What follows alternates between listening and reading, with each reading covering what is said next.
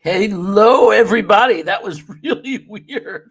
We're having technical problems already. I don't know how much of a delay you just had, but no, this wasn't the finale of The Sopranos. I am here and I am live. I did notice some interesting discussions going on in the chat. We have a very special guest today. Most of you know him. We'll be back with him. We'll be back with what I ate for dinner and all the other stuff you guys love to talk about right after this. I would regret it if people look back at the first episode and you weren't on it. Yeah, well, I like that. It's called forward thinking. One of the worst beats in the world. We do. Our beat is horrible. Connor could shove that article up his ass. And then I went to that game and I was like, this is the greatest team I've ever seen in my life. I'm a Jet fan. This is going to be the greatest run ever. Yeah. No, because if they take Aquanu, I'm not complaining. Joe Douglas is the king of keeping shit close to the vest. A 2, a 4, and a 6 for Darnold? Did the Jets really ruin Sam Darnold? Or did Sam Darnold just suck all along and we were just trying to talk ourselves into it? And Hamilton is a player who can potentially make a very big impact. And suddenly here we are today, you can't get rid of him. Right, it's like a plague. Joe Douglas was hired because he's not those general managers. Okay, Luscious. Somebody is going to fall just like Elijah Moore did, just like Michael Carter did. You know, what would, if you had one sentence to say to Joe Douglas, what would you say? So you would say, you had me at hello, and then give him a big old wet one right on the smacker.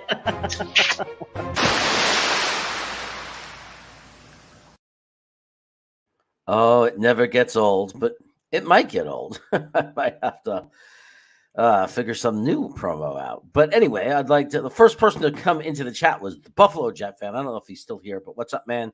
Steven Engel. Never an easy sell. Steven Engel, he's here. Daniel Faust, what's going on, my friends? Good to see you. Daniel Faust is in here. He's talking about what do I have in common with Joe Douglas? Bald. And I'm sure we'd get along well if we went to the diner together. I mean, neither of us would be ordering a salad. Unless, of course, it was tomorrow. Because tomorrow I will be dieting and ordering a salad. John Nolte, what's going on, my friend? That's right. Sometimes people actually are willing to wait for me. Not my wife, but some people. Harlan Abraham, what's going on? What's going on, Harlan? My brother, you guys are just chatting away already. Mike, look how much has happened already. Sean McAteer, defender of Temecula Valley. Defended. I might retire there someday, my friend. I need Temecula Valley to be standing strong. And you are one of the 3 McAteers that will make sure it stands strong. What's going on, Twisted? Good friend now, Twisted. Love Twisted. It's become a very good friend. Very, very supportive. I appreciate you. And you all are. You're all really supportive. Johnny G, happy Sunday. What's up? Good to see you here. And yeah, man, I had a big roast beef sandwich. In case you were wondering, what's up going? My chief snacker, Jets mess. What is going on? Arkansas is here. The kid is here driving his golf carts. My brother is here in the house. He is in Washington State, right outside of Portland. And I am jealous because he has access to some of the amazing food trucks in the country. And that's all I care about. Heads up, Jeremy, the Coney Island trip info. You have the info? You know what time? I know we're going on Saturday. I mean, I'm actually driving to Coney Island with Green Bean. So all I got to know is when do I get to Steven's house? That's where Green Bean's staying in Staten Island, for I'm staying in Staten Island, so we can head into Coney Island together. So that's the only information I'm waiting for, but I understand that you guys need to know what time. I will text Green Bean if you don't already know, and I'll make sure that we all have the info. Grandizer, what's going on? My favorite Miami Dolphin fan. Hope you're doing well. Bismo Charismo. Guys, Bismo Charismo is all the way in Australia. So give him a huge shout out. Snowball, it's good to see you. My good friend Nick is here. I'm going Mateus Simon. Oh, R&R. It is a party, R&R. And look at this. I already have a super chat. Before I get to that super chat, let me bring in my guest. He's the reason for the show. He's the information. He's He's going to take us out of this thing where all we do is talk to each other, but actually talk about some facts, actually make some predictions or some observations about what's coming. Ladies and gentlemen, please welcome the fact-finding, player-analyzing, Jet fan, Jet-speaking, green bean buddy friend, article-writing, soon-to-be star player analysis man in the world.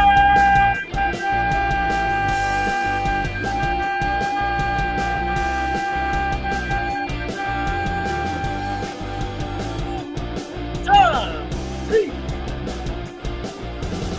Jeremy, I watched your face turn red as you held that note for a good 12, 13 seconds. I hope it was impressive. Oh, man, I love it. I love it. What's up, Jeremy? What's up, chat? What's happening? What is up? It is good to see you. What's happening is, I don't know what it is about today, but we got a lot of people here already really quickly. Oh, boy. Who are ready for some action. Sunday night. Sunday night. Sunday, Just like old times, man. Just like old times. I'm telling you, man, it's like I miss any day I'm not on, and or even when I'm on, when I'm not with everyone, if I don't see you, if I don't see Adam, if I don't see Nick, if I'm not anyone that I don't see, it seems like forever, like it's too long. Because I love you guys. I love being on with you guys. It's like when one of you isn't here for a while, it's like, you know, the movie Good Will Hunting. It's like one of those guys not getting in the car. It's just not complete. You know what I mean? I appreciate that, and you know the sentiment is felt from this way to you as well. I said it yesterday in the chat, you know, to those who are watching Jeremy's live stream, and I mean this wholeheartedly. I'm not hyping him up because he's got me on his show, but like Jeremy is one of the few guys that I have my YouTube alarm set to notify me whenever he goes live, because he's the guy that deserves all of Jets Twitter support. I mean, he opens up avenues and pathways to so many guys to come on and you know, share their little bit of knowledge or get some screen time or just get up here and talk, man. So, you know, kudos to Jeremy. I appreciate that, man. Thank you. Yeah. Thank you. I try. I love this community. I love everybody in the chat. It's been an amazing 7 months, but it's been an amazing year since I started watching Green Bean and Ryan and Matt. It's just a great thing. And you know, now Jet's Twitter, the Jet Lounge, you know, Sack Exchange and what he's doing. It's just good stuff. It's great for us fans. I just think it makes the experience better. And I'm so glad it came at a time when the Jets are turning things around and heading in the right direction. At least I believe they are. Oh, absolutely. I agree. And first, before we get into it, can you hear me okay? Yeah, your sound's good.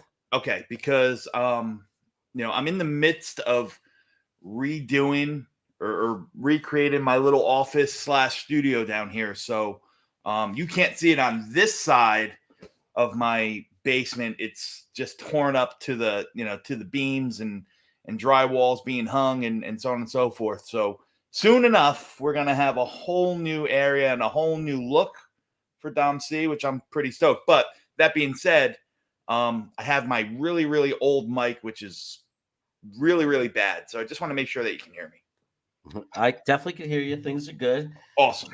Jumping into it, you got me excited when you said you wanted to talk about who Joe Douglas is going to go after or what we still need to fill up the roster. Yeah. And I know a few weeks ago, I mean, for a long time, since the, I guess, free agency and the draft, we've been talking about two positions that I think everybody agreed on was the offensive line depth, like swing tackle type of thing. Don't want to rely on just Max Mitchell as a rookie. People don't trust Chuma as like the guy to come in if somebody gets hurt. And then we talked about linebacker and that we needed linebacker depth and what's going to happen if CJ Mosley gets hurt or misses a couple of games. Well, it looks like we addressed the linebacker situation and we got the guy that a lot of us wanted and we were talking about. Yeah. Yep. So it kind of leaves the obvious hole of what's left. So you know, I want to, again, I'm not taking any credit. I'm not trying to step on a soapbox or anything like that. But for those of you in the chat who I'm grateful for, who do follow, you know, what I do, my writing on Green Bean jetsfan.com, you'll see an article that I wrote weeks and weeks and weeks ago. And I said probably the number one of the guys that I thought we should target way back when was Riley Reef. And this was before Riley Reef came into camp, so on and so forth. So to me, that swing tackle offensive line depth was of paramount importance and probably still is, so obviously that's going to be part of the focal point of some of these guys that, I've been studying and perusing around. And I got 5 names for us. Okay. 3 of them happen to be on the offensive line and 2 of them aren't. And we'll talk about those 2 later on. And again, there's no, full disclosure. There's no inside information. There's nothing. I don't have any word that these people are, close or anything like that. This is just me grinding and saying, okay, let's look at these rosters. Let's see where some people have some depth. Let's see, just like the Jets have, right now. And I think it's a beautiful thing. And Robert Saleh talked about it as well in one of his last press conferences. Like, we're going to cut some real good NFL players off of our 53-man roster this year. This is the first year in a long time that we're going to have to make some cuts that, we're going to see some good players really leave. You know what I mean? Our roster as constituted right now is just, it's deeper than it ever has been.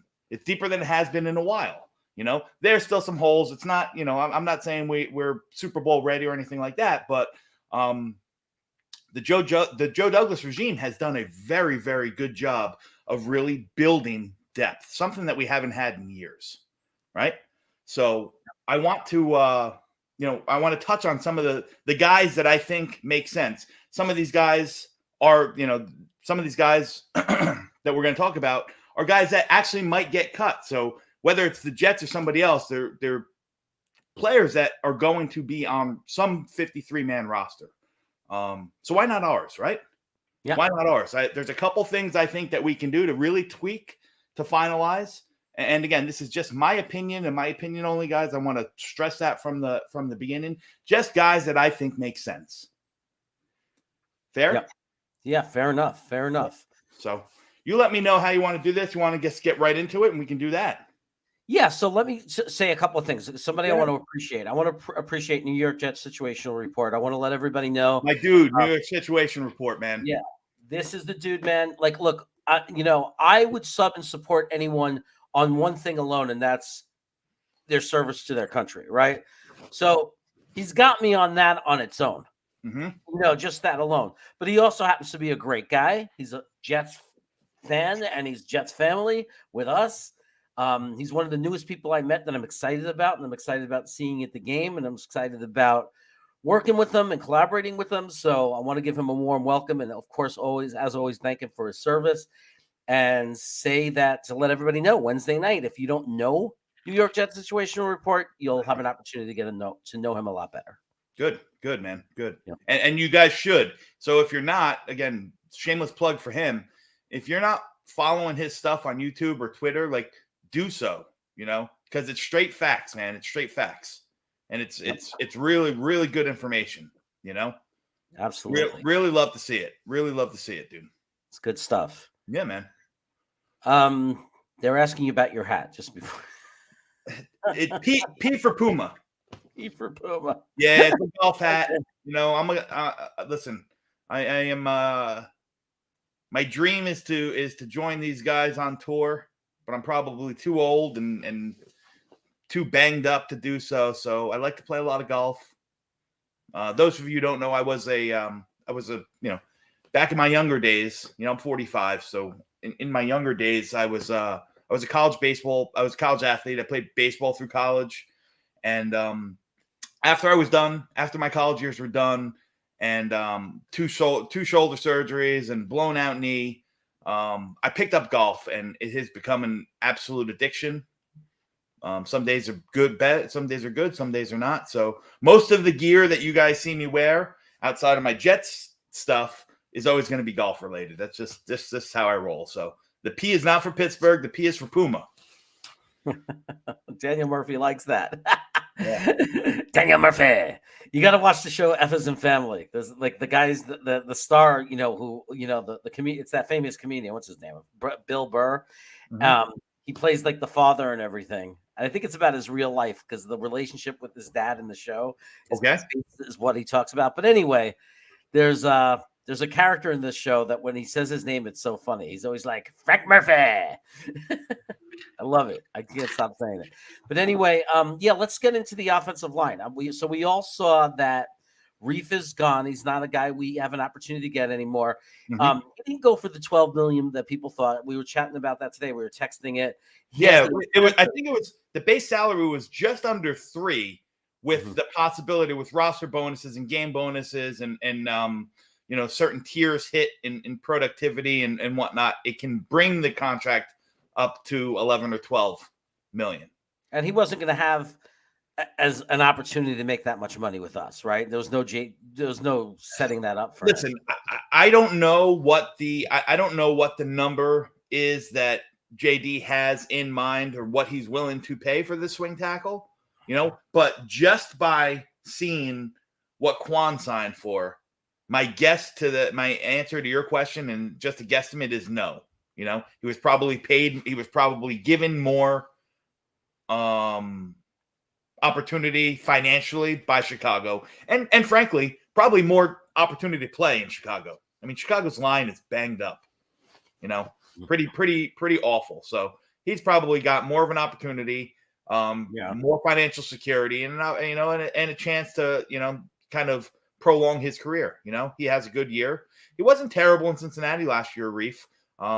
He was a productive middle of the road lineman, and if he can do that or better in Chicago, there's a chance that he can play into his year 34, year 35, or age 34, age 35 year. So I don't blame him. I would have liked to have him, but I don't blame him for taking the opportunity and the money. Yeah, no, not at all. I mean, he's got to do what's right for you. We would have all done the same thing. I mean, especially if we were willing, if we were offering him 2 million or something, and that was the cap to be a backup, and Chicago's giving him a chance to start and make big money. I mean, you can't blame him. I mean, these guys got to take care of their families and take care of themselves. So that's right. Yeah. So it's totally fine. It's more of a slap in the face when they leave for less or the same offer. Then you're like, okay, now I want to crush that person and I want to prove them wrong and that they made a huge mistake. So what are you thinking? I mean, who is there?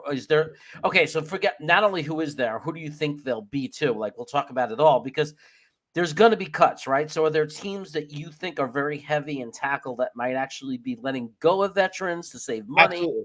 Like, yes. What are you looking at? Yeah. So there's 3 guys that I'm going to talk about now on the offensive line at tackle. All 3 have swing tackle capabilities, meaning they have played the left, they have played the right, and they're capable of filling in at either. Okay. Some make a little bit more money than others. So, that's always going to be the interest. So I figured with these 3, what I'll do is I'll work from 3 down to 1 in my list in regards to least likely to more likely. How's that? All right. Sounds good. All right. So the first guy we're going to talk about is Andre Dillard. Andre Dillard's an offensive tackle for the Philadelphia Eagles, someone that Joe Douglas has familiarity with. He was with the Eagles when Andre Dillard was brought on. I just lost you. Sorry. I hit something I didn't mean to. Yeah, we can still hear you. No, good. So Andre Dillard's 26 years old. He's in the 4th year of his contract. He has not been given the 5th year option and probably won't be. So in essence, this is the last year that he's owed any money. So it's a really make or break year for Andre Dillard. Now, Andre Dillard was a 1st-round draft pick in 2019. Came in with a lot more expectation. He had that excuse me, he had that kind of that label about him that he was going to be, the guy who came in next for Jason Peters when Philadelphia, like, he was brought in to do that. Now, he really hasn't lived up to expectations, right? Came out of Washington State with a very, very good understanding of spread offense, pass blocking. That's what he was known for. Washington State, they used to throw the ball all around. And the question was, could he really hack the NFL offense? Could he come in? Could he make himself, really play at the point of attack and really use that size that he has as a run blocker? Because he wasn't asked to do it a lot in college. And he struggled. He struggled mightily. He struggled so much that the Eagles have really, given up per se or moved in other directions in regards to that offensive line. They brought in Jordan Mailata and, paid him handsomely. They keep re-signing Lane Johnson, who's on his last year. And then they drafted Lane Johnson's backup with Auburn tackle Jake Driscoll in 2000, who had a redshirt year due to injury. So really, they're putting pieces in place that don't include Andre Dillard. Now, Andre Dillard's 26 years old. Last year, he's a better pass blocker than he is run blocker. But again, he has the ability to play both on the left and the right side. Okay. And I think with his size and mobility, I think he'd be perfect in the wide zone scheme. I think he'd be a good fit. Listen, again, we're talking about swing tackles. We're talking about backups here, right? If these guys are starting, a la Morgan Moses last year, you hope that you get production like that. I'm not going to say that Morgan Moses was better, like Mekhi Becton left and we didn't skip a beat. That's not the case. But Morgan Moses stepped in and did an admirable job, right? Yeah, I think you couldn't have asked for anything better than the production that Morgan Moses came in and stepped in with, right? So ideally, that's what I'm looking at now. Andre Dillard, PFF graded him out just under 70% total offense. Again, he was a 71.7 pass on his pass blocking sets, 65.4 on his run blocking sets, right? But he's got the size. He's 26 years old, and again, that understandably. He could be one of those guys that, Philadelphia decides to move on from, right? He's the big thing with him is that he's owed $3.93 million this year, right? So that's, that's kind of a hefty chunk of change. And I don't know if it's a chunk of change that Joe Douglas would be willing to take on, knowing that it's a guy that might, God willing, fingers crossed, might never play, but it just makes sense, right? So I'm trying to think how, if he's cut, we can scoop in and get him, but maybe, Philadelphia is just a perfect opportunity. They're one of those teams that might be a perfect opportunity to be a trade partner. And I was going to ask you. I was going to say if he's kind of on the line to be cut, they're probably going to shop him first and see if they can get something rather than risk somebody else grabbing him. What do you think? I was about to ask you, what do you think he's worth in a draft pick? And, considering that we're going to still have to pay him that money, like, are we talking a 7th or a 6th? Well, listen, for Andre Dillard, for some of the other guys that I'm going to talk about later, I'm going to talk draft pick compensation, but I just think that there's a perfect fit for between us and Philadelphia in regards to goods or positions that we are strong at and they're weak at, and vice versa. Now, so I'm talking player trade right here. Okay. Now, this might seem a lot, and I know the chat's probably not going to like this, but for me, it would make perfect sense. I don't want to see the guy go, but if we can secure a 26-year-old swing tackle, I think it's a perfect opportunity to swap out Bryce Huff. Bryce Huff. Wow. Yeah. Listen, there's going to be defensive linemen. There's going to be defensive linemen that aren't going to make this roster. Now, I don't know if that's Bryce Huff or not. But again, if you can utilize, if he's on the roster bubble, right? If he's one of those guys that are questionable for the 53 or not, and depending who you talk to, the way the roster breaks down and how many defensive linemen we're going to keep and how many, other positions we're going to keep, he's on the bubble for some people. Some people might have him on, some people have him off. I know that I know people like Bryce Huff as I do too. Oh But yeah. if he's a guy on the bubble and you can secure yourself a 26-year-old tackle, I think you do it. Now, again, Bryce Huff's contract is $895,000 comparatively to $3.93 million that we are owed, that Dillard would be owed. So there's a $3 million swing. So maybe something like a draft pick swap or something like that to make it like amicable would do. So I see the chat. Listen, I know you guys don't want to see it doesn't listen. This is just, this is me just fishing. That's all it is. All right. And I'll tell you this much. I think at this point, swing tackle is something that we really need to address, right?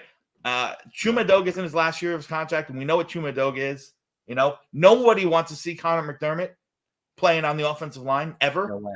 No way. So this is something you have to do. Sometimes you have to give. Listen, trades aren't always 50-50. That's just the reality. Sometimes you might give the better player, so you give a better player to really secure yourself some good depth, a player that can be replaced in Bryce Huff. You know what I mean? Yeah, look, I knew no matter what happened, like you were going to come out with a name that was going to have people scream no. I mean, that's what a trade is. Right. We're talking about getting somebody extremely important and valuable for this team.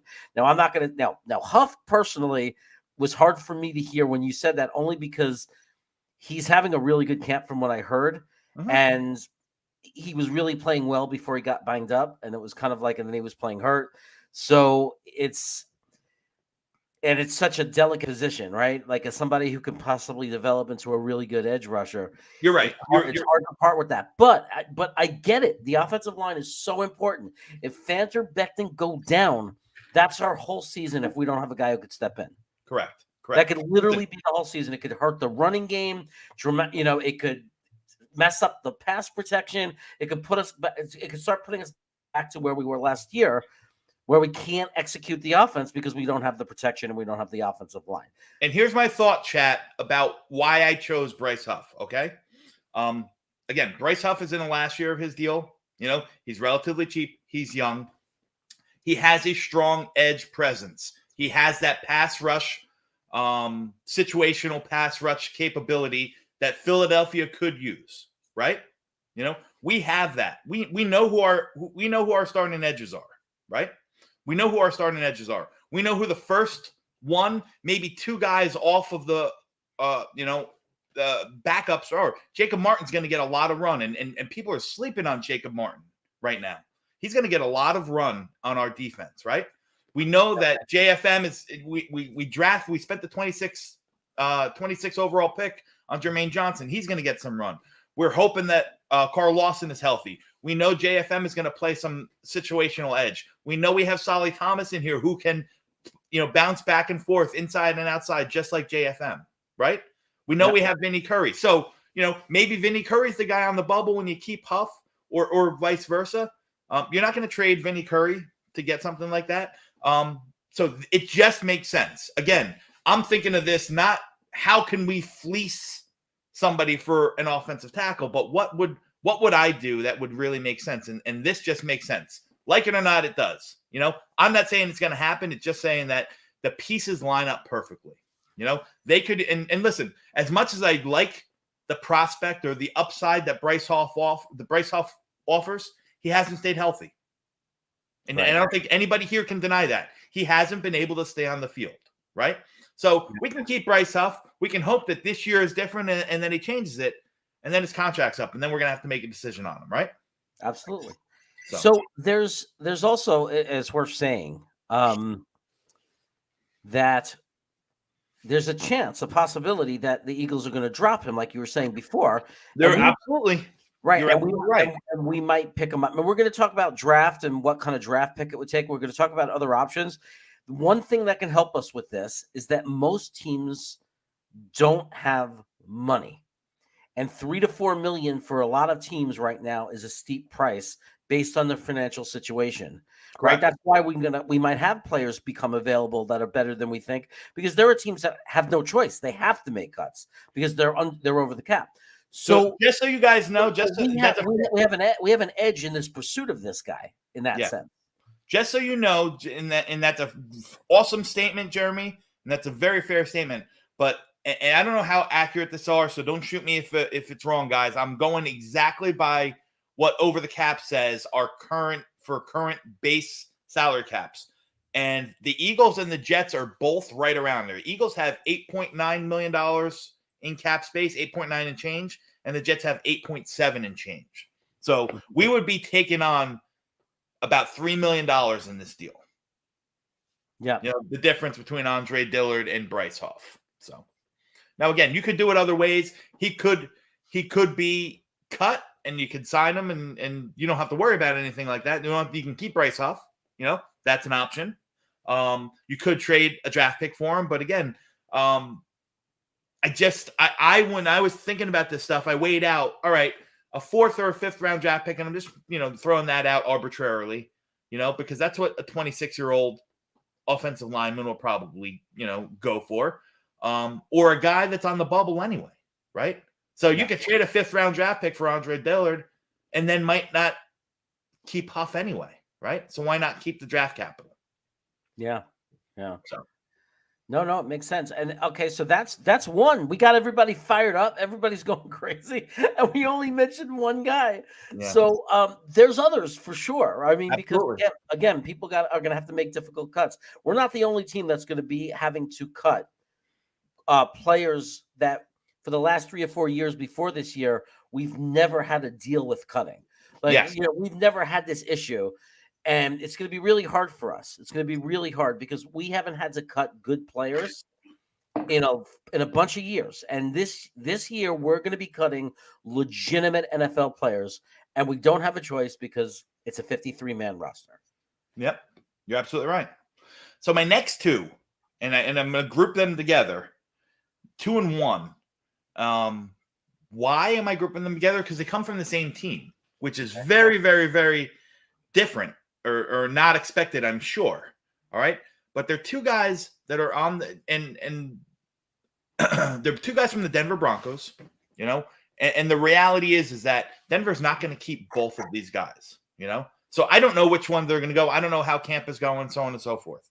But they're Cam Fleming and Tom Compton, both offensive tackles. Fleming is 29 years old. He was signed as a free agent. He played with he's bounced around a little bit. I think it was with the Giants last. At 6'6", 325 pounds. Graded out much more as a road grader, much more solid in the run blocking scheme, but again, has some left and right experience. 29 years old, cheap. $1.12 million is his cap hit, right? And the other guy, Tom Compton, it's a little bit older. He's 33 years old, right? 6'5", 315. Excellent last year. PFF graded him out as at 80, as a complete offensive grade at 80. 89.5 in run blocking, 65 in the pass. Again, veteran presence, comes from San Francisco, has that understanding of the Shanahan LaFleur offense. To me, that piece kind of plays into it. Again, 33 years old, relatively cheap, just over $1 million in cap hit.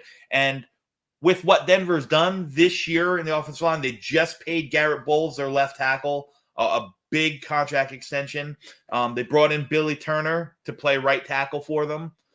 Both of these guys aren't going to make the cut. One of them is going to probably, be a cut off the 53-man roster. So for me, these are two guys, if I'm JD, that I have chalked up as, hey, let's look into these guys. Let's look a little bit deeper. Wow. Yeah. I like it. I mean, look, I know there are some people in the chat. Look, when you get a swing tackle, it's not going to be a star that comes in and he's going to play at the level of our starters, because No, because that's impossible because they would be starting somewhere else. I mean, Mhm. it's a very tricky in some ways, and correct me if I'm wrong, but it feels like in some ways it's harder to find the perfect swing tackle or a great swing tackle than it is to just find a starting right tackle or left tackle. Because with a starting right tackle, and hear me out, guys, or a starting left tackle, you pay them the money or you draft really high and you get your guy. Mhm. The swing tackle seems more tricky because you're trying to get a guy that's really good, as good as possible, that's willing to be a backup. It's not an easy thing to do, is it? No, no. Well, I mean, and these guys at this point, obviously, Compton's long in the tooth. He understands that his role right now is that backup, that that senior man in the offensive line room, so on and so forth. But in a pinch, similar to what Morgan Moses was last year, but in a pinch, if he comes in, he's not going to, he's not going to kind of be that wrecking ball that destroys your offense. Guys that can come in a pinch and play, average to above average football. That's what we're talking about in guys like Compton and Fleming. And like I said, I zeroed in on that Denver offense because I don't think that both of them are going to make the balls. One of them is going to be the swing tackle for Denver, and one of them is going to probably get their walking papers come August. So I like this. Sluggo, Jeremy Domsey, the administrator and the ticket master. The ticket master, I don't get it. You gave tickets to yeah. let me pat myself on the back. Thank you, Jim Puck. Yeah. Okay. All right. So listen, there's other names. I know, yeah, of course. I don't know if the chat has, chimed in, because I saw them cursing me out about talking about trading Bryce Huff.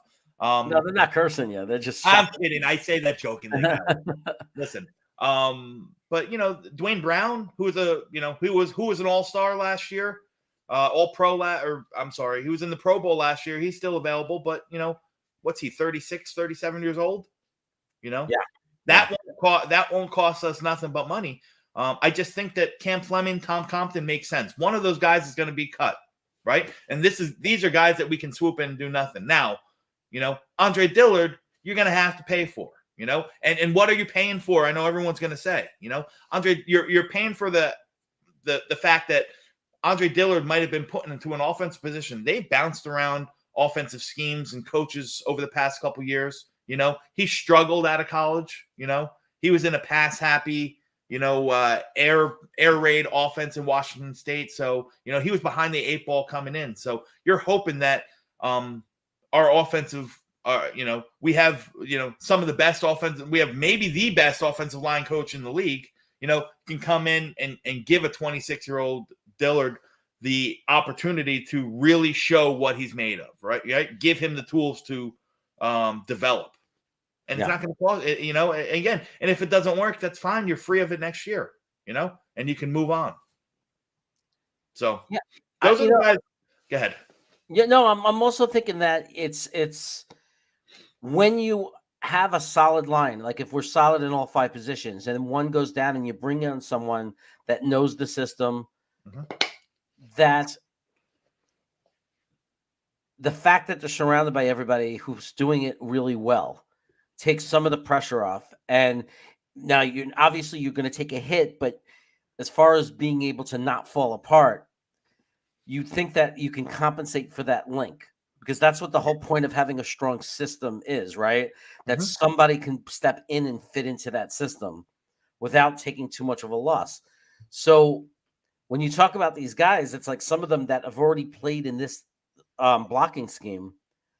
That's a nice fit right there. But then you also have these other guys, if they haven't played the system, there's that upside. There's maybe they, and especially if JD went out and got them and the coaching staff was behind it, maybe they see some potential in somebody where they say, well, he's built for our system. He's just never been in the right system, but we're seeing what kind of athlete this is. And we believe we can coach them up into this system. I agree. And like I said, the reality is that we have to plan, and sometimes you're going to have to pay to give that sense of security. Listen, Morgan Moses, if I'm not mistaken, chat, you can correct me, cost us $5.5 million last year. It's a lot of money. You know, we had the money to spend, so in the grand scheme of things, maybe it wasn't terrible. But like I said, when he came in, it was almost seamless. Yes, he wasn't Mekhi Becton. No, he'll never be Mekhi Becton at 33 years old, you know, but it was as good as we could have asked in regards to not struggling, right? Not kind of not suffering with a fresh right, you know, a fresh or a hurting right tackle. We already had Greg Van Roten at right guard who was killing us. So Morgan Moses came in and did the job. You know, I would love to replicate that. I'd love to replicate a Morgan Moses pick. And like I said, these three guys, maybe not Morgan Moses, maybe better, maybe a little worse, but definitely better than what we have right now. For what it would cost to bring them in, I would do it, you know, 7 times and twice on Sundays. Yeah, I mean, we have to, even if it, you know, if there's an opportunity to get somebody better, we have to do it. If there's somebody that's better than Schumer or better than McDermott, you have to do it. You can't sit there and hold on to a guy. Yeah, and they say it all the time. When there's an opportunity to make the team better, correct, we take the opportunity, and we absolutely have to do that. Yeah, you know, and of course we're going to have Talking with Tigo. It was only a matter of time before he got in here and started screaming Max Mitchell. And boy, I hope he's right about Max Mitchell. But Max Mitchell's wonderful. Max Mitchell's wonderful. But Max Mitchell is the plan for 23 or 24, right? He's the future, right? He's the perfect example of when people say you draft for the future. That's Max Mitchell. Sure. So Buffalo Jet Fan is going to have me on his show tomorrow. He has a podcast he does with Little Boy Green, Paul Esden, Boy Green. Nice. I call him Little Boy Green. And I guess Boy Green's not going to be on tomorrow, so I'm filling in. So I'll be doing my 4th live show, my 4th night in a row with the Buffalo Jet Fan tomorrow. If you're not subbed up to the Buffalo Jet Fan, go ahead and do that now. Make sure you join us tomorrow at, I believe, 8 o'clock Eastern Time, 8 o'clock p.m. Eastern Time, where I get to join my friend Buffalo Jet Fan. Yeah. Dr. LDT. Didn't Frankie call him Dr. Blocker or the Doc Blocker or something like that? Dr. Blocker or something like that. But, yeah, LDT was good. He was a good guard, but he was a guard. He was a backup guard, not a backup tackle. Yeah. So, yeah. No, to answer Sluggo's question, Huff has not been traded. I just comparatively looked up roster needs and depth on both the Eagles and our team, and I think that would be a fair and good fit. Yeah. And I want to say about center, you know, I know people think center's a weak spot because of Feeney, but actually, and especially if you go by how he played last year, Feeney is not a bad backup center. Like, you have to understand, we're talking about backup center. So you're not going to have – there's no one you're going to have that you want to be in there. There's no one that's going to be as good as McGovern. Like, you're going to have a drop-off. But Feeney has experience. He actually played well for us last year when he came in and played some center. He actually played well. So the system and the scheme might actually work for him because he did okay. He was an acceptable piece of the offensive line. Now, if he gets hurt for a long period of time, 5-6 games, I mean, knock on wood that it doesn't happen. But yeah, you have to take a step down sometimes. I mean, that's any team. When a guy goes down, sometimes you're not going to always have a guy, you know, you're going to have a drop off in talent in that spot. You're right. You're absolutely right. So this is there he is. He loves his Max Mitchell in the future, my friend. In the future, he thinks he's ready now.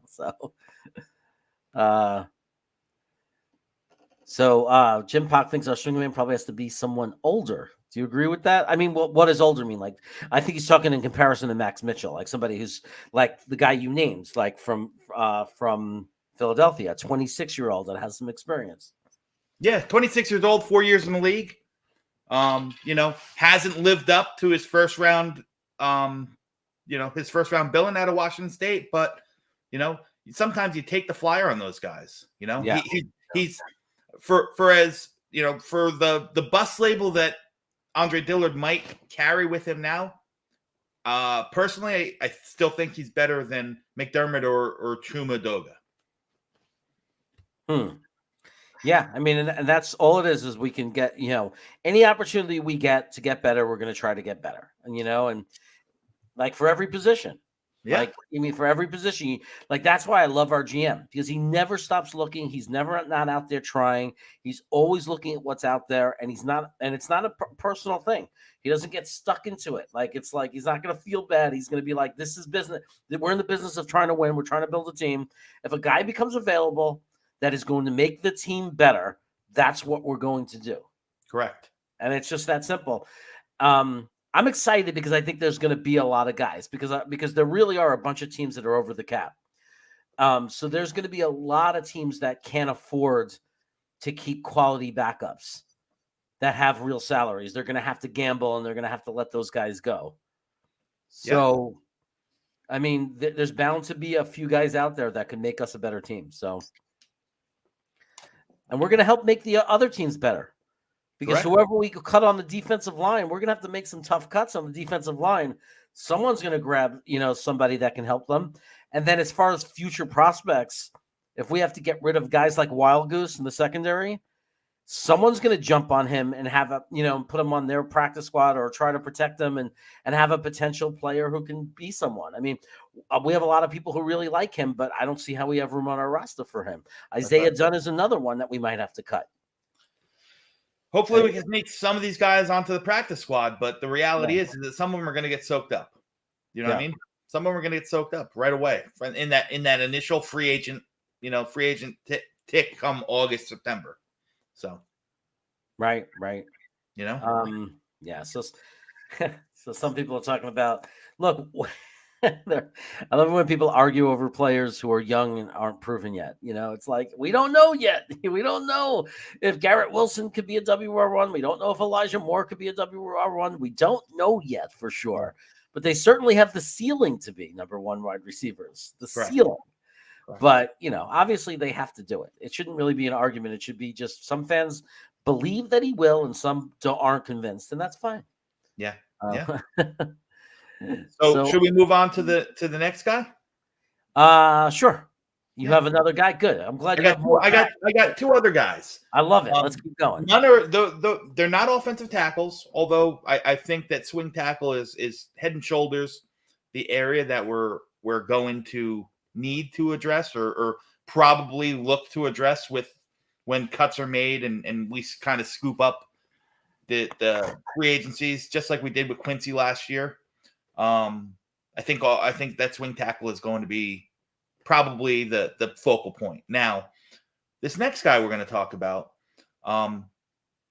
you might think it's weird because it's a position that you're going to say, what are you, crazy? We don't need any help there, so on and so forth. But it just makes sense. So I want you guys, before you jab at me in the chat, to hear me out. Okay? The player's Trey Sermon, running back from San Francisco. Now, Trey Sermon is a young player, right? You think you're going to cut him already? There is a strong possibility that Trey Sermon is not on the roster come September. Wow. Now, it'd be pretty crazy because, like I said, he carries fifth round, fourth or fifth round. I think it was fourth round draft capital from the 21 draft, but he just hasn't really done it in San Francisco. I mean, Elijah Mitchell, who was drafted 3 rounds after Trey Sermon, if I'm not mistaken. I don't know. Let me just I think it was 2. I think Trey Sermon was a 3rd round pick. Trey Sermon was a 3rd round pick. Elijah Mitchell was drafted in the 6th round and has taken lead there. They still have Jeff Wilson, who is he's a Shanahan guy and he's going to see some reps. And they spent another high end capital 3rd round pick this year on Tyron Davis-Price at LSU. So right now, Trey Sermon's the 4th running back on that roster. Now they still have guys like Jermichael Hasty, who who saw over the past couple of years when healthy has produced for San Francisco.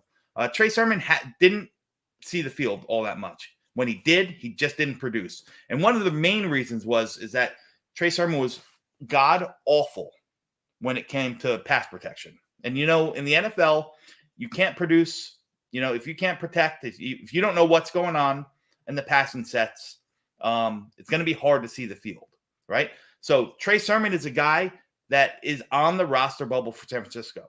All right. Now, we just drafted Breece Hall, and we all know and we all love Breece Hall and his possibilities and think he's really going to be that alpha running back in our stable. Michael Carter, a draft pick from last year, very capable guy, the 1B to Breece Hall 1A, right? And after that, what does our roster run? What does our roster look like? Tevin Coleman, old, long in the tooth. We can be free of Tevin Coleman relatively easy. He was given some money, but not a lot, so we can get rid of that. Now, Tevin Coleman still hasn't seen the field in practice yet. So they said that he's dealing with an illness. They didn't say what it was, but he's dealing with an illness. Now, I don't know how long this illness is going to last, or if it's something that's, if he's got the flu or, he's got COVID or something like that, he's going to be over. But we haven't seen him on the field yet. After that, we got the young kid Bam, and we have guys like Ty Johnson who, I don't want to see Ty Johnson on the field. I'd love to see Bam, but Bam was an undrafted rookie free agent. He's probably a guy who's destined for a practice squad. Now, what Trey Sermon can offer us is an understanding of our offense since he's been in it. B, he has that inside. He's got that hard running capability. That inside running rugged run kind of MO that we don't have. Really, we don't have one of those kind of grinder guys unless you want to consider Ty Johnson like that. Breece Hall's very big. Breece Hall's, strong. Breece Hall can handle the runs inside tackles. And I think it's safe to say, and I say this with no disrespect, that's not Michael Carter's game, right? So Trey Sermon can add something to that. Trey Sermon, this is just another depth building piece that just makes sense to me, especially if he's cut. Now, San Francisco has dealt with a plethora of injuries already in this short little preseason that we have, and their defensive line is taking a wallop, right? They lost, what was his name? They just lost somebody. Was it Hassan Ridgeway? No, it wasn't Hassan Ridgeway. They just lost one of their defensive linemen, Eric Armstead, maybe, to a torn biceps tendon, who's going to be out for the season. Javon Kinlaw still struggling. He's bad. He was injured last year. He still hasn't seen the field. So they need some depth. And, who's to say that we don't have the defensive line depth to kind of swap in for a nice young 22-year-old running back who's going to sit third on our roster, can offer something in specials, just like Tevin Coleman can. And sit there and really be that security blanket for the Jets if anything were to happen to Breece Hall and or Michael Carter. So so here's the reaction where people are saying, okay, because people can say he got beat out by Mitchell, so he kind of failed in San Francisco. They didn't like that he can't pass protect. How does he get any, how would you answer the question? Because that's what people are asking of. Why would we want him over guys like Bam Knight, who we don't know what his ceiling is, a guy like Tevin Coleman, who's not a liability with pass protection? What's the why behind it? Is it because you think Trey Sermon could still improve? He didn't get a chance. Trey Sermon's 22 years old. Trey Sermon's 22 years old, and he's got third-round draft capital. These are the kind of guys. These are the kind of guys that you take flyers on. You put them on your roster and let them be your third running back. Let them play on specials. Let them see what he can do during preseason, in the last preseason game when you're running all these guys, and see if there's something there that obviously the team that had him before had missed, right? Mm-hmm. Right? These are the darts that you throw. This is true depth building, Mm-hmm. And for whatever reason, he's fallen out of favor in San Francisco, right?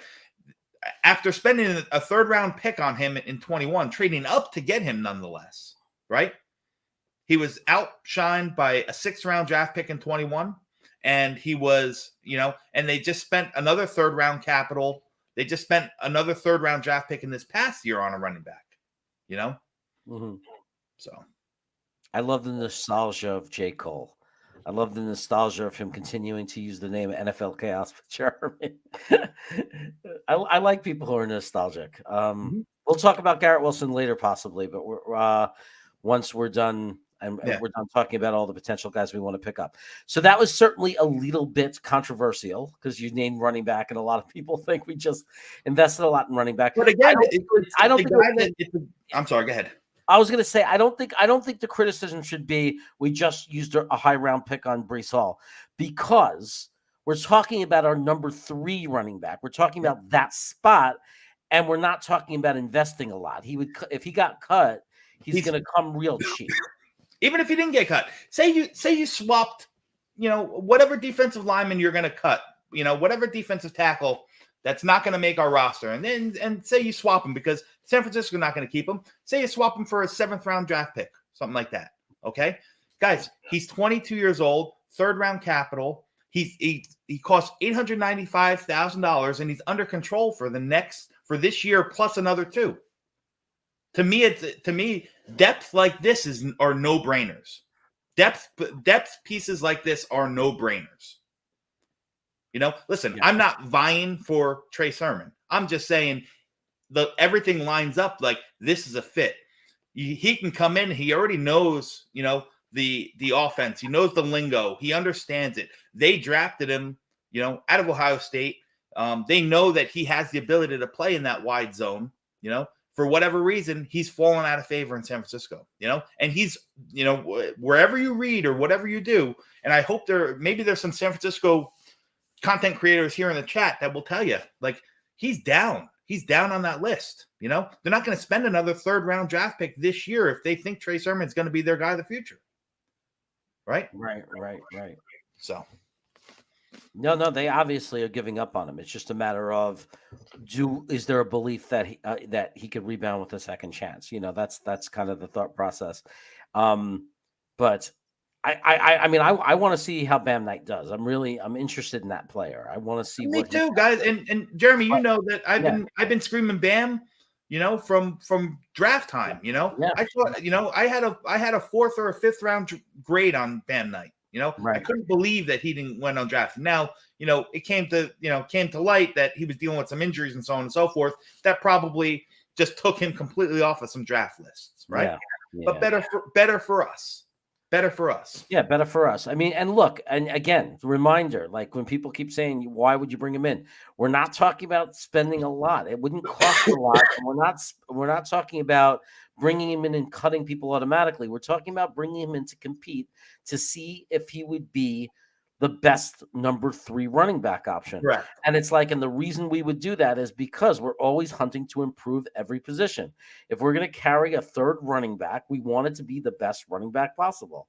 So it doesn't mean he would get the job. It just means, did we turn over every stone that was there, that was easy, that didn't cost us a lot of capital or effort, and really look and see. So that's what we're talking about. So right. Yeah, as far as Jim Pop, I think I heard that so far so good with all 3 first-round draft picks. I read an article, didn't get into specifics. Some of the guys we know Breece Hall looks great. We've heard some great feedback for him. We've heard some very good feedback from Gardner already, with some deflected passes and the way he's sticking on receivers. So we've heard a lot of good things. We haven't heard as much about Jermaine Johnson, and I think the reason is, now they did say he's checking all the boxes and they're very happy with him and he's doing everything well. But I think the reason you don't hear people going crazy yet, or it's hard to get a read on it, is because, and tell me if you agree, Dom, they're in shorts. And I think the players that stand out when they're in shorts are the specialty positions, right? Receivers, cornerbacks, safeties, like the running backs, you're seeing what they got. But I really don't think you're getting the full contact of the real picture of offensive defensive line when they're in shorts. Yeah, I agree. It's tough to see right now. It's tough to really gauge where they stand. Listen, Garrett Wilson has flashed and he's looked every bit the player we thought that we were spending the number 10 overall pick on. Yeah. Sauce Gardner is exactly what we thought Sauce Gardner was going to be, right? A lot of swag, a lot of attitude. Coming in and making plays, looking tall, looking lean, looking mean. So, Yeah. Thomas Cahill with the super chat. Thank you very much, Thomas. I appreciate that. As you know, I steal the green bean mantra of a super chat is always guaranteed to be read, and you get to skip the line. yes. Dom, do you think Sermon has Chris Ivory potential? Oof. Power So, back. Chris Ivory potential is I hold Chris Ivory in very high regard. I think he was one of the more underrated running backs of his time that we've had. Like, he was a special kind of player and probably cut out of a different mold. Now, do I think Trey Sermon could be that potential of power back? No. Do I think he offers more inside the tackles than the guys that we have? Maybe everyone outside of Breece Hall. Yes. That's what he does. That's his forte. He still has some development to do in regards to, obviously, pass protection first and foremost, but even the nuances of playing the pass, right? Playing where to go on the pass, where to find the holes in the flats, or when to stop your route and come back to the ball. All those things. When he was in college, he was handed the ball playing in Ohio State, and he had holes that were 50 yards wide that he just ran through. You know what I mean? So there's just been a slower, and he's only been in the league 1 year. So that transition from college to the pros doesn't always come like that to guys, right? Yeah. So to answer your question, Thomas, I don't know if he's Chris Ivory. But there's not many people that have that just tenacity and vicious running style that Chris Ivory had. I mean, and Chris Ivory was more of that guy. Like, his story was more about staying healthy, right? I mean, it was like he was a starting running back if he stayed healthy. Obviously, I mean, like, he could have been much more, but I guess the style of running also made it really hard to stay healthy because he threw his body out there, and he got hurt. Yeah. So for those guys who are knocking, and again, I'm not reading the chat, so if you're on the no side of a guy like Trey Sermon, I just ask you, take a look at him. Go on YouTube and click on the highlights and see the kind of talent that he was drafted. Obviously, San Francisco thought highly of him, right? They traded up in the third round to get him, right? He's got that, at 22 years old, he's got that draft capital that you can't deny. And again, this is a depth piece. It just makes sense. It just makes sense. And I like the tit for tat that we have with San Francisco. If we have some extra defensive linemen that we're going to get rid of, right? Why not see, maybe they have some interest in some of our guys. Or if not, we can just wait and see if he really is one of those, roster cuts, those last roster cuts. So, So this fifth guy that I want to talk about. Now, this is completely, maybe a little bit self-biased, probably a little bit outlandish, but it does make sense. And I want you to hear me out. Okay. Pigo, it's not a fullback. I promise you. Chuck Clark, safety from Baltimore. Guy, 27 years old. He's an excellent player in that Baltimore defense. One of the guys that has been a steady force in them over the past couple years. But it's a numbers game now in Baltimore, right? They just invested in a strong safety, right? They just when did they pick Kyle Hamilton? 13th overall. Yeah. Right? He's going to see some time. They also just spent $70-something million on Marcus Williams, bringing him in. And they also drafted in 2020, they drafted Geno Stone, who they have been hyping up for years now, out of Iowa, was a great, versatile, both free and strong safety that makes plays when given the opportunity. So, considering, I want to just check on.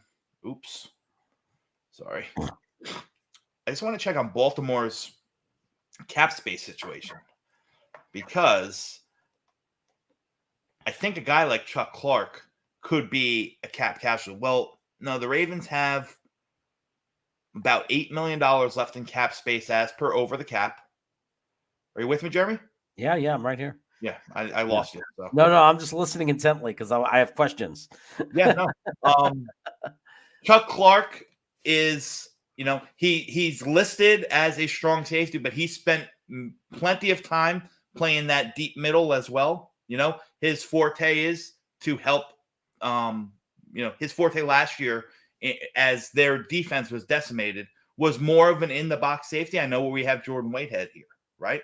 But again, we're talking about depth. We're talking about where can we make improvements? If you bring Chuck Clark and you have a safety rotation of Jordan Whitehead, Chuck Clark, oh my God, who's our LaMarcus Joyner? Excuse me, LaMarcus Joyner, and then a guy like Pinnock or Ashton Davis, who we know are good, and we like the upside of Pinnock, but I think Pinnock is more of a 23 guy than he will probably make noise in 22.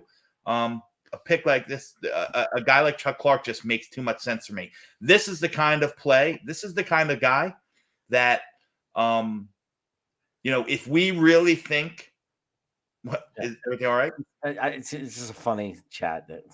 If we really think that we want to make some noise this year, you bring a guy like Chuck Clark in and put him in your safety rotation. Yeah. And you improve the defense in drones. Now, again, this is just hypothetical, because I think that he could be one of those guys that could be, an unfortunate.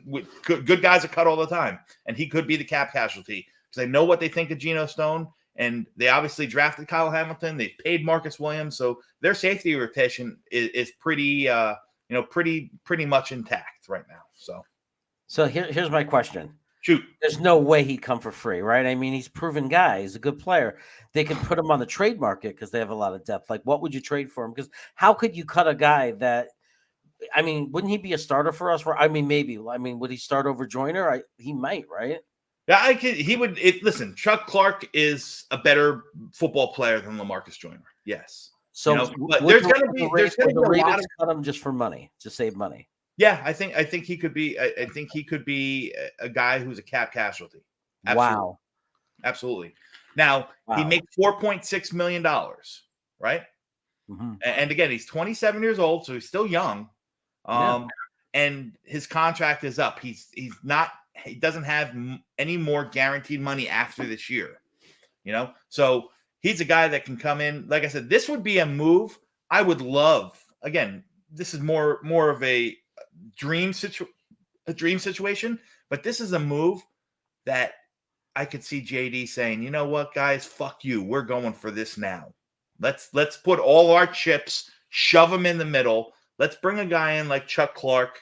And now I want to see where you're going to beat me, because I can bring Chuck Clark up front. I can bring Jordan Whitehead up front.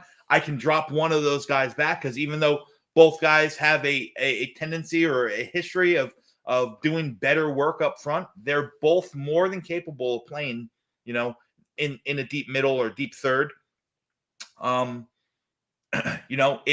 It's that mix and match mentality, that rotational kind of piece that good defenses always have. This, to me, would be a home run. It's that 1 in a million shot, but this to me it would be a home run pick if he were to be that cap casualty that I think he may be. He's one of those guys that are floating on the line. And I don't know. Like I said, I don't know what Baltimore's plans are, but I know that they have 3 safeties right now. That one that they're paying $15 million a year, one that they drafted in the first round, and one that costs no money and that they really like and has produced every time he's been on the field in Geno Smith. So, or Geno Stone, excuse me.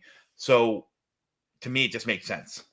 I think he's one of those guys that could get more than he was being paid anyway. Like, do you think we might get into a bidding war with somebody else for him? Listen, if Chuck Clark were to hit the open market, I think there'd be a bidding war, right? But we have money. I think there would be a bidding war. Now, if he's one of the last cuts, then it goes by priority, right? So a guy like Chuck Clark probably wouldn't, if we were to really, really think about a guy like Chuck Clark, it would be a guy we would have to go get. You know? So what is the value of a 27-year-old guy with a $4.6 million contract in the last year? What's the value of him? Is it a day 2 pick? Is it a 3rd rounder? Is it a 4th rounder? Maybe. Some might say that's a little heavy. But I think if JD sees this defense really coming together and he's one piece off like that, you can go get him. See, and Tigo just saying he thinks Clark gets traded as well. I would give a 5th. If you're telling me he's a step up from Joyner, and then Joyner becomes the guy on the bench that can come in for depth, and our number 4 safety, if we keep 4 safeties, is like Jason Pinnock or something, or Ashton Davis. But you have a guy like LaMarcus Joyner that is now the number 3 safety, and now you have 2 starters, Whitehead, and this guy. Like I'm all about it. That's worth, to me, easily. That's worth a 5th round pick. If you think about it, now again, hypothetical. Chuck Clark becomes a Jet. Whatever you give for him, you give a 4th round draft pick in 23, and you swap 7s and call it a day. And you take on the meat of his contract. Now, I don't know if Joe Douglas is willing to take on $4.6 million in the safety room extra on top of what we have. To me, it's probably a long shot because he doesn't seem to, financially, there doesn't seem to be a lot of value at safety for him. But if you think about the position flexibility, Afram, but that 1.8 is not, you can be free and clear of that. I think that's a roster bonus in 2023. So you can be free and clear of him scot-free, no money if it doesn't work out. But I digress. Think about the positional flexibility that you have now, that you can mix and match. You have guys that can play up front, deep. You have LaMarcus Joyner, who has some experience if needed, playing in the slot. I'm not saying he's gonna overtake Michael Carter II or so on and so forth, but you want to put him on a big flex tight end. You're playing Jacksonville, and Evan Ingram is flexed out, at 6'6". You put a guy, put somebody out there bigger on him that can cover, that can understands, that can be aggressive. That's a tackling machine, and that's what Chuck Clark is. Like that to me would be a move that we say, all right, like Joe D and our staff really believes in this Jets. They really believe in these Jets here. So would I rather have Bates or Clark? I'd rather have Bates. I'd rather have Bates and no questions asked. However, Bates is going to cost you $12 to $15 million next year. Hell yeah. He's going to cost $12 to $15 million in an extension that they're not going to pay. Right. We already know that he has trouble. It's not the same as 17-18, but it's a lot of money. And I just, it's about value for him. And it's just like, he'd much rather have the guy that costs, a $1.8 million bonus in 23. So, So, I mean, Joe Douglas is a value guy. He doesn't blindly just go for the best possible player. He has a longer term plan. So he has to think about the cap and the money. And, we're always going to have to deal with that. And sometimes that's frustrating. But anytime you get frustrated at that, just remember what it was like when we were in salary cap hell and had more dead cap space than any other team. Remember what it was like when JD first got here. You don't want that. Yeah. So, And we're gonna have a lot of guys to sign and it's a good problem to have because we've added a ton of talent, a ton of young talent, and those guys, some of those guys are going to hit, and we're gonna have to think about the future and how we're gonna pay them. Mm-hmm. You're absolutely right. Absolutely right. So those are 5 guys that I think make sense. Obviously 3 of them at a position where I think is we're borderline desperate. Desperate as in swing tackle is vital. And then a guy like Sermon where the dots just line up and it makes too much sense. And then your kind of prayer in Chuck Clark. I love Chuck Clark the best out of all of them. So are you going to be first of all, I know that the answer to that question was no, you're not going to be at the game on 9/11. Are you going to the Coney Island event? So as of right, yes, I have season tickets. I gave my ticket to the game to Iowa Jets fan. I am not going to be, as of right now, I'm not going to be at the game. I have other tickets. I share. So I have 2 season tickets, and then I share 4 with another friend of mine.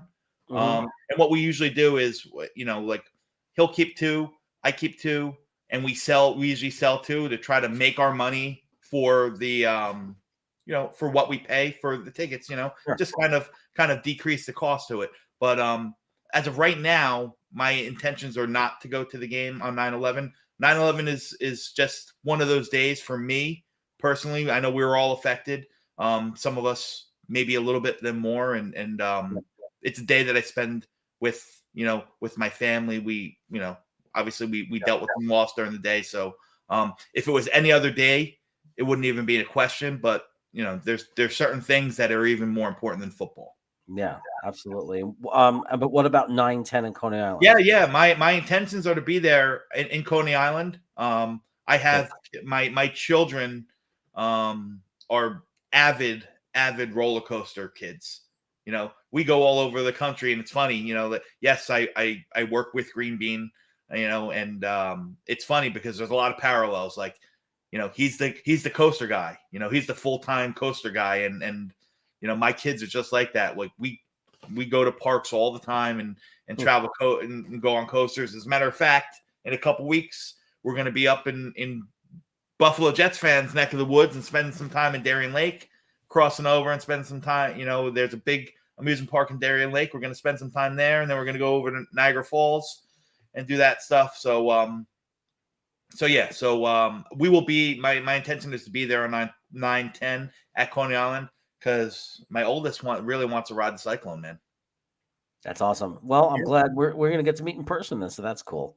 Yeah. We won't be at the game together. We'll be at Coney Island, and then we'll get some pizza together, and that's going to be great. Absolutely.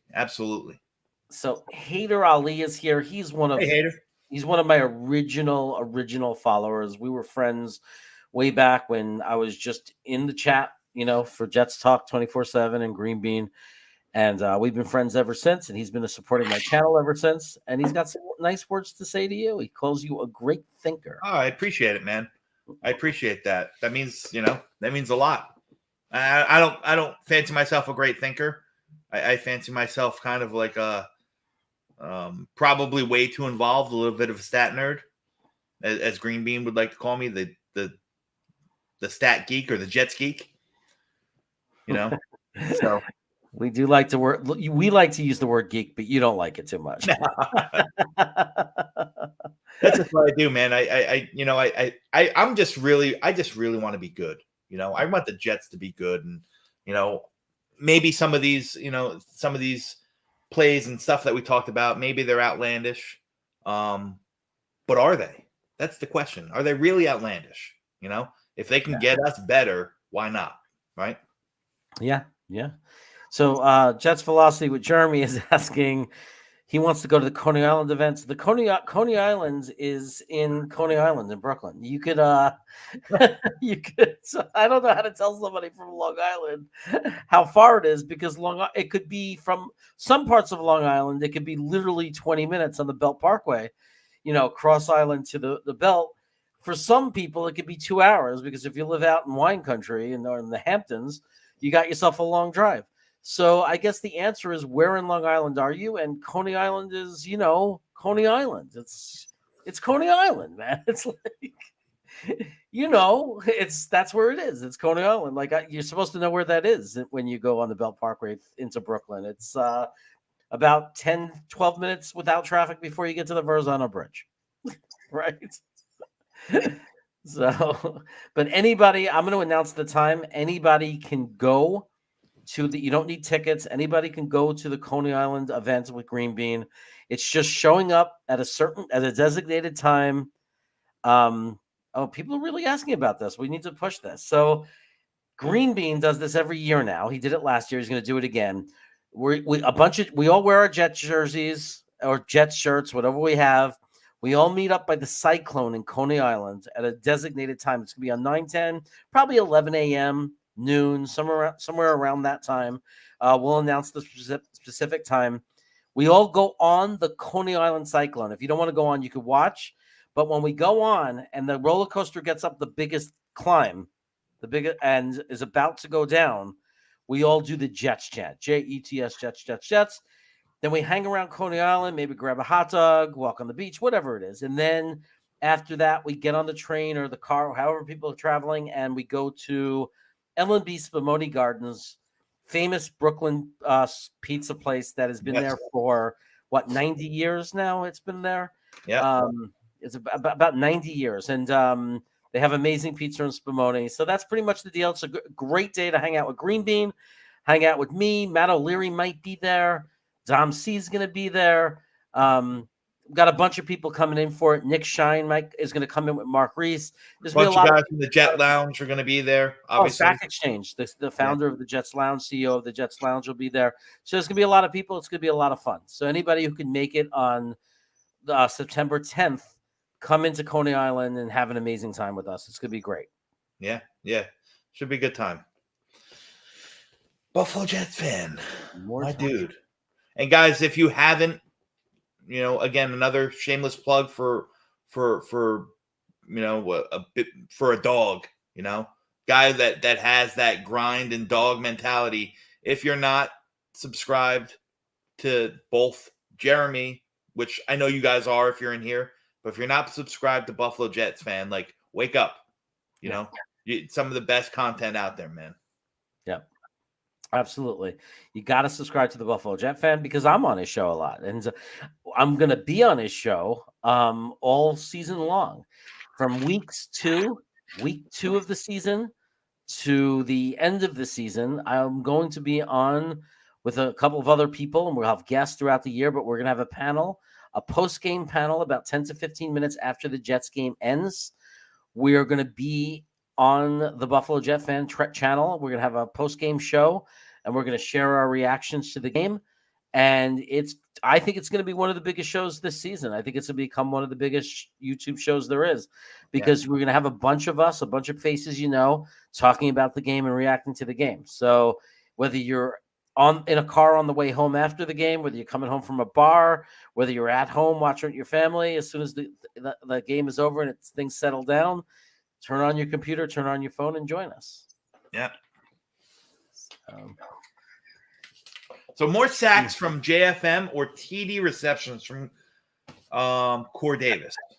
I'm going to say, although I love both players, very evenly, I'm going to say, to me, I think I lean much more heavily towards the defensive player and the sacks from JFM.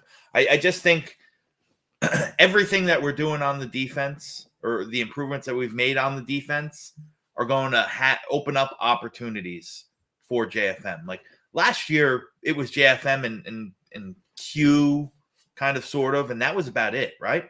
In regards to really getting at the passer and pressure. I just think that there's so many more options, as long as everyone stays healthy, fingers crossed. You're not going to be able to, put bodies or double team on everyone. You know what I mean? Yeah. I think that the improvements that we made along the back end of the defense is going to help the front of defense. Guys like a healthy Carl Lawson and guys like Jacob Martin, who just come in, and Bryce Huff, if he's healthy and and still on our team, if you ask me. The guys like that are just flying off the edge, on top of the pressure that we're going to get in the middle. I just think it lines up that, JFM has a better chance to get more sacks than Corey Davis does touchdowns. Yeah, I agree. Look, it's so hard because I mean one thing Buffalo Jet fan comes up with is a lot of really good questions, and he does it in a way that it's interesting, and it's interesting to think about.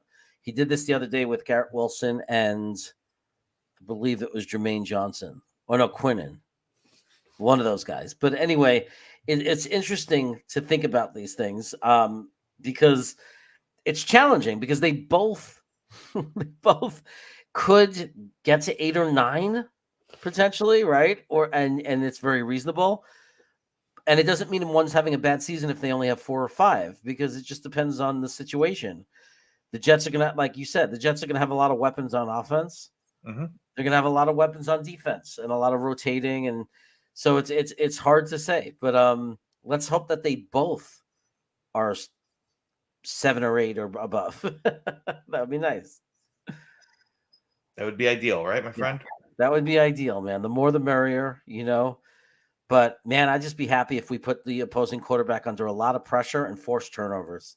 Everyone forgets that. It's not just the sack. If you don't get the sack, but you force the quarterback to throw and make a mistake and throw an interception, that's so much better than a sack. Yeah. You know what I mean? It's like, I'm glad you said that. You said that because I think the quarterback sack, is probably the most overrated statistic that we actually count on or track or judge people by. Quarterback pressures are a whole different ball game than sacks, right? And look at Carl Lawson. We speak about Carl Lawson, until the cows come home. We know what the player is. In Cincinnati, he never. I think maybe he had 1 year where he rang up a healthy number of sacks, but he's always causing havoc. He's always, causes there to be a second guy to chip him or really affects the play with the pressure that he brings, with the pressure that he brings off that edge. Now you bring that and you bring Jacob Martin from the other end in passing situations, and you have Q and JFM up the middle, like sky's the limit for that. Like, where are you going to stop us? Where are you going to stop? Like, who are you going to focus on? Yeah. Right. Yeah. It's on paper. We have a very good story. Like we look really good. It was interesting what Jamie Woody was saying before. He was in the Jet Lounge, and he said, you got to remember, he goes, there's a lot of parity in the NFL. A lot of teams have a lot of good players to be excited about. And at some point it gets to be you're so focused on your own team and you're like, how could we lose? But you don't realize these other teams have a lot of talent also. Mm-hmm. And what it's going to come down to, aside from coaching, is chemistry and experience. And these are the reasons why someone said, if we're so good, how come, you're only predicting we win 8 games? Why aren't we going to win 11, 12 games? Look how good we are. Well, the answer to that is a lot of the teams we're playing are very good, and they're a lot more experienced. Yep. And we have a lot of younglings, right? A lot of young players. It doesn't mean that we have to replace those players to be competitive in the future and win 10, 11 games. It means we have to give them time. We have to give them time to develop. I think that we could be excited that we have the core in place, or we're putting the core in place, and we're getting all those great pieces. But we also have to understand that some of those pieces are 22 years old. Mm-hmm. Some of those pieces need time and experience before they're ready to actually win games. So it could go either way. Sometimes you get young teams that gel right away and they shock and they surprise and you see the potential early. And sometimes you have to be patient. I mean, what do you think, Tom? No, I agree with your entire sentiment there, man. I agree with it. We want what we want when we want it, right? That's just the nature of that's just human nature, but that's not reality all the time. Like sometimes you have to be patient, mm-hmm. Again, and tying it back to to going back to when I talked about Trey Sermon, patience, right? A guy like that is, or any of those pieces where you're building depth. Sometimes it's not it's not the all pros that you're going to have all pros and all pro backups at every position. Sometimes you're going to take a young guy and you're just going to kind of mold him and be patient and let him develop. So I want to say good night to Daniel Murphy. Thanks for being here. Thanks for the support. Dan, appreciate it, bud. I understand having to go to work early. If I was on the East Coast right now, I would not be streaming right now because I have to get up early too. New York Jets situation report is going to be there. How cool is that? Oh, awesome. Yeah, how cool awesome, dude. We gotta. I'm. That's one of the guys that I'm most looking forward to meeting, man. Yeah, great stuff. Great dude. You know, Mark Reese also. I mean, it's gonna be fun to meet him. It's gonna be fun to be in person with Nick. It's gonna be a lot of fun, man. We're gonna get the preview, the first taste on Saturday of seeing each other and all of us getting to hang out. And then on Sunday, it's going to be off the charts. I mean, it's just out of control. Like there's going to be so many people that we all know that we've gotten to know in the past, and like we're going to be meeting. It's going to be absolutely out of control. Cannot wait. I've only hung out and had for like an hour and a half, an hour and 40 minutes with Green being in person. Like we walked around Richmond. Me, him, and my wife for a while. Then we had lunch, and then we had to go. We were driving up to DC. He had to go home. So we've only had an hour and a half. This is the first time we're going to get to spend, an entire day. Saturday, tons of time together with other people, and then Sunday we're driving in together. So we're going to be spending a ton of time together. Much more than we've ever had together in the past, and it's going to be crazy because it's going to be all of us. I mean, it's going to be. I can't even. I hope I remember to pay attention to the game. Let's just say that because there'll be so many people to talk to and hang out with, Just keep the alcoholic beverages at a minimum so you can really enjoy the game and enjoy the whole experience. Yeah, I'm actually going to probably stay dry with Green Bean. Yeah. I'm probably going to stay dry because if I, to hang out with them and just like kind of. I have no reason. I have plenty of. I'm not the kind of person that needs the opportunity to drink. Like me and my wife, sometimes we'll go to a brewery, we'll drink at home. I'm not the kind of person that I'm at a baseball game, I'm at a football game, I have to get drunk. It's just not the way I work. Yeah. I'm the guy, with me, it's all about the food and like what foods they're going to be and let's eat. And, I could drink Sprite and Coke. I couldn't care less. I couldn't care less about getting drunk, especially with all those people there and everything. I don't want to be bobbling around drunk anyway. The truth, some people do, they like to socialize that way. But as you can see, I'm pretty sociable without alcohol. Yeah. And I want to say this to all the guys that are out there, whether it's New York Jets Situational Report, Buffalo, Jeremy, whomever's coming in from out of town, if your plans are to be here before Sunday and you want to get together, hit me up, DM me, text me or whatnot. I live close to the stadium. Don't know where you guys are staying or whatnot, but I'll be more than happy to pick you guys up, take you out to dinner, enjoy a night, show you some of what Jersey has, man. And just hang out, dude. Yeah. I actually have 64 likes. You got to refresh it. But I likes on this stream. I have 64 likes right now. Beautiful, man. Yeah, it's beautiful. It's beautiful. But a lot of times you can't see it. You see it from when you hit it. But I appreciate it. I appreciate the sentiment. If anybody hasn't hit the like button, if you like the content, if you like the stream, go ahead and hit that button. It doesn't take that long. If you don't enjoy the stream, then of course, obviously you don't have to hit it. That's okay. But here come the sex bots. They're in. Oh, I'm ready. I'm ready for him. I'm ready for him. That means Iowan must be coming in already. Somebody got to him already. That's cool. Was that Matthew Smith's? Or maybe Mark? One of my guys got to him.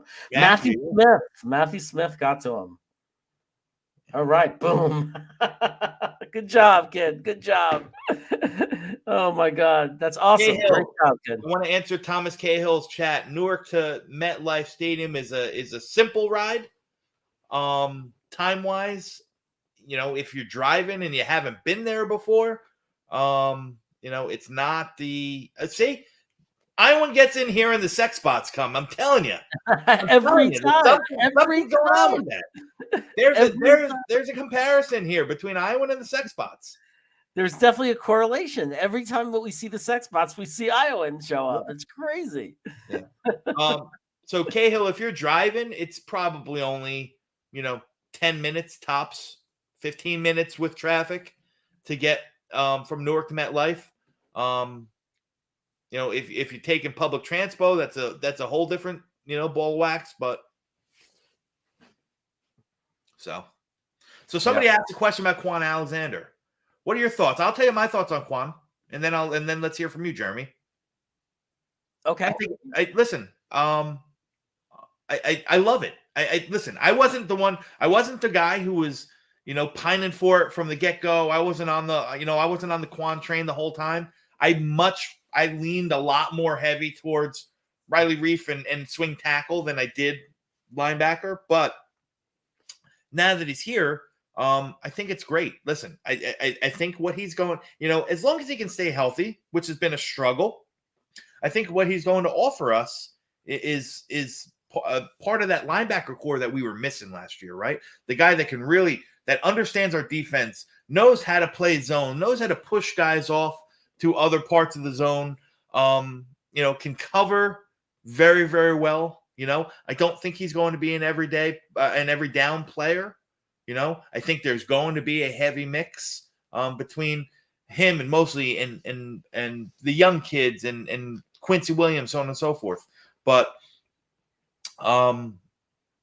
what he's going to bring in regards to understanding of our defense, leadership, and what he offers on the pass shops. I mean, to me, it's a no-brainer.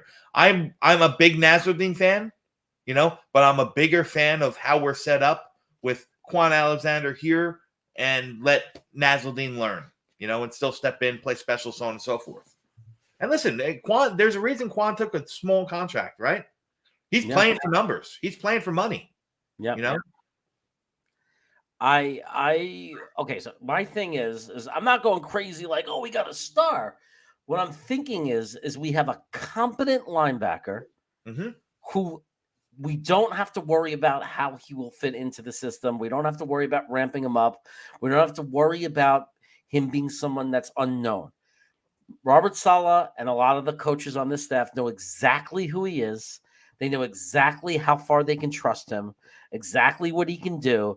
There's no gambling here. It's not like we're throwing red wine into the game and we don't, and he's going to get burned. And we get into a situation where we couldn't trust him. It's like we know exactly who this guy is. Our coaching staff does, and they know exactly what they're getting.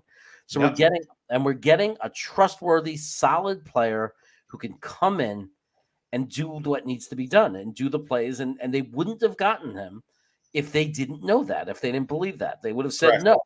So we're getting a guy. They would not bring him in if he wasn't good for the locker room. Like these are all, like anytime we bring in a guy that's played with Saleh for more than a year, we know exactly what we're getting. And there's a reason that they're being brought into the team. They're not going to bring anything that causes a problem in the locker room. So it's not just, it's both things. That it's someone that fits into our culture and it's somebody that can help us on the field. So to me, for that cost, $1.2 million, are you kidding me? Yeah. Awesome. Great. Now we have a little bit more depth. If somebody gets hurt, they're there.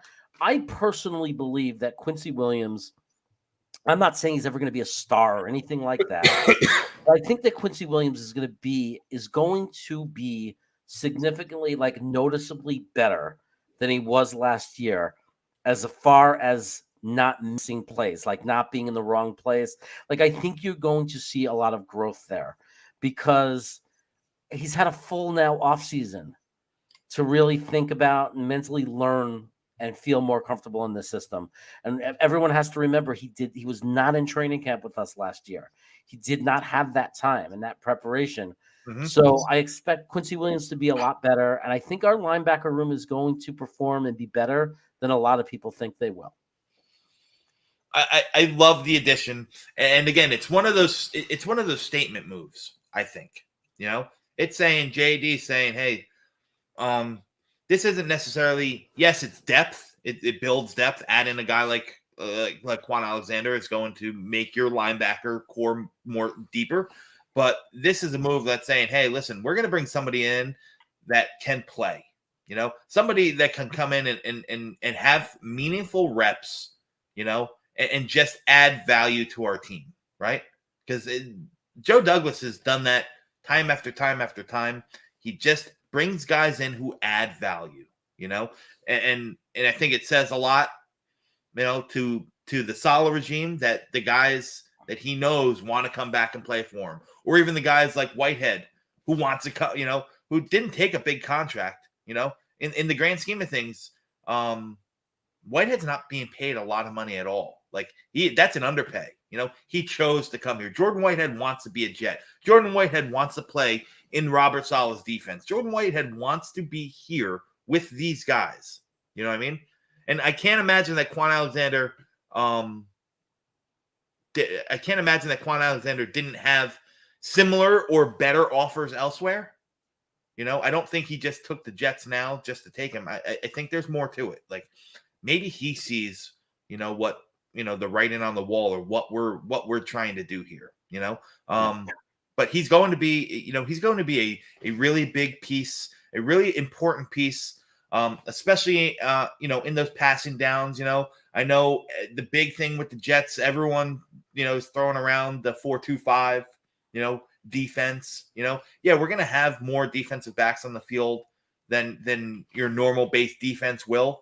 But even in that, like, he can step in and he can play the Sam, in place of Nazar. He can start in the Sam and Nazardine. And if we're in a base 4-3, he can play the Sam. He can play the Will. He has flexibility. He has understanding of our defense. He knows the calls. You know what I mean? These are the kind of guys that you need to bring in. You want to bring in. And I don't think, because Twitter is, since the sign-in has had a real different opinion, I don't think it's because Joe Douglas doesn't believe in the young kids. I really think that he believes in the young kids. I just think that he says, listen, if it wasn't going to be Quan Alexander, it might not be any other linebacker. But, the mesh is right there. What he can offer in coverage is just, is better than what we have, and he's going to be able to teach or show, or pass down his experience to guys like Sherwood and Nasruddin, who are the future, DQ Thomas. These guys are they're the next in line. They're 23, 24 linebackers.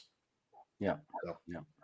And I feel, I agree. I just think I love what we're doing. I think next year we're going to get more younger, we'll see if Sherwood steps up. We'll see what ends up happening with him. But I think, next year next offseason, I do think we're going to be in a situation where we're going to have to address it if we can't restructure CJ.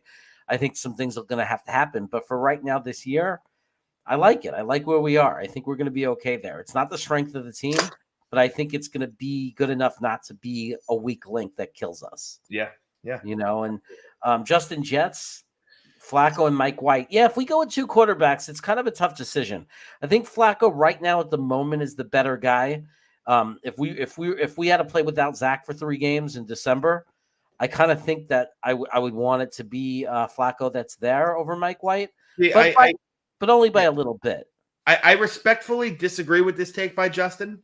I think for me, it's a no-brainer that Joe Flacco's the backup, right? It would be hard to let Mike White go, wouldn't it? Yeah, but I think that we might be able to slip Mike White into the practice squad. There's a possibility. Listen, Mike White had a great game, against Cincinnati. We know that. What he did was absolutely amazing. But remember this, and again, this is not a knock on Mike White, but remember this. Cincinnati went into that game without any tape on Mike White. No one knew how to play him, or they didn't know how to play him. They didn't know what to expect, so on and so forth. So that just might have been the perfect storm. I think without a doubt, emphatically, I'll stand on the hills and say this. I think Joe Flacco is the backup to Zach Wilson. God forbid something happens to Zach Wilson. I'm not happy, but I'm reaching to bring Joe Flacco off the shelf than I am before I am Mike White. That's just my opinion. Yeah, I would just love to somehow protect Mike White because Yeah. I do think he could be a long-term backup quarterback and like a Kelly Clemens kind of Pat Ryan, if you want to go back, years ago, but like a backup quarterback that we like that lasts a long time, where it's not every year you're throwing a new guy, a new name in there. I kind of like that, but definitely, and I would love to be able to make that the situation. But at the same time, right now, I take Flacco. Right now, at this moment, if we need to go to a backup quarterback, in a big game, I trust Flacco a lot more. Flacco is kind of has that mentor thing to Zach Wilson too. Like there's a connection there. From what I understand, Flacco is loved like beyond belief by the coaching staff for what he brings, his intangibles and so on and so forth. Like, they love the guy, So to me, I think I would not, and I mean this wholeheartedly. Again, I'm not a Mike White hater, but I would not keep 3 quarterbacks. And if it came down to it, to me, it's Joe Flacco, and that's it. Yeah. People are worried about how many times he has left, but I mean, each year you want to have the quarterback for the backup quarterback for that year, because you don't want to miss out a season. You don't want to say, oh, we have the lesser of the 2 for right now because this one's going to be around longer later. Because if you're really trying to win right now and your quarterback goes down, you want the best possible quarterback. It's tricky. It's I wonder if they're going to go with 3. Is there any chance they keep 3 on the roster?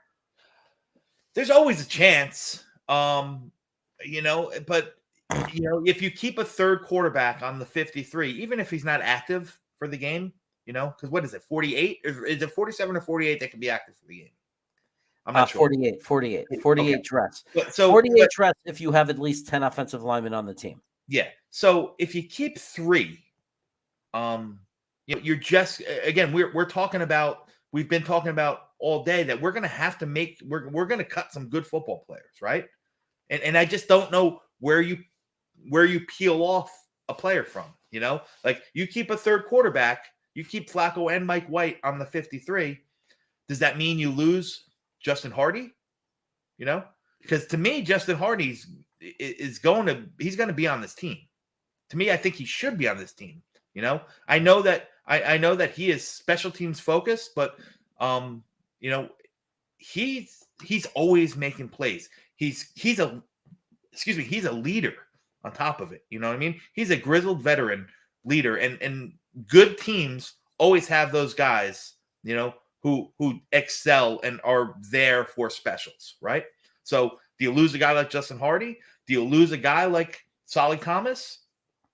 Vinny Curry? These are the guys that, are 4th tight end. These are the guys that you're going to have to lose to keep a third quarterback. So, it's just a numbers game.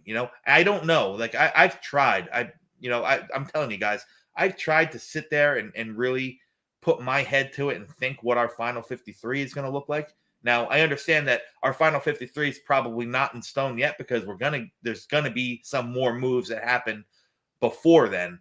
But just for the roster that we have right now, like we're going to be cutting some good guys. I don't know where they're going to come from. Jonathan Marshall, John, are we going to push Jonathan Marshall to the practice squad?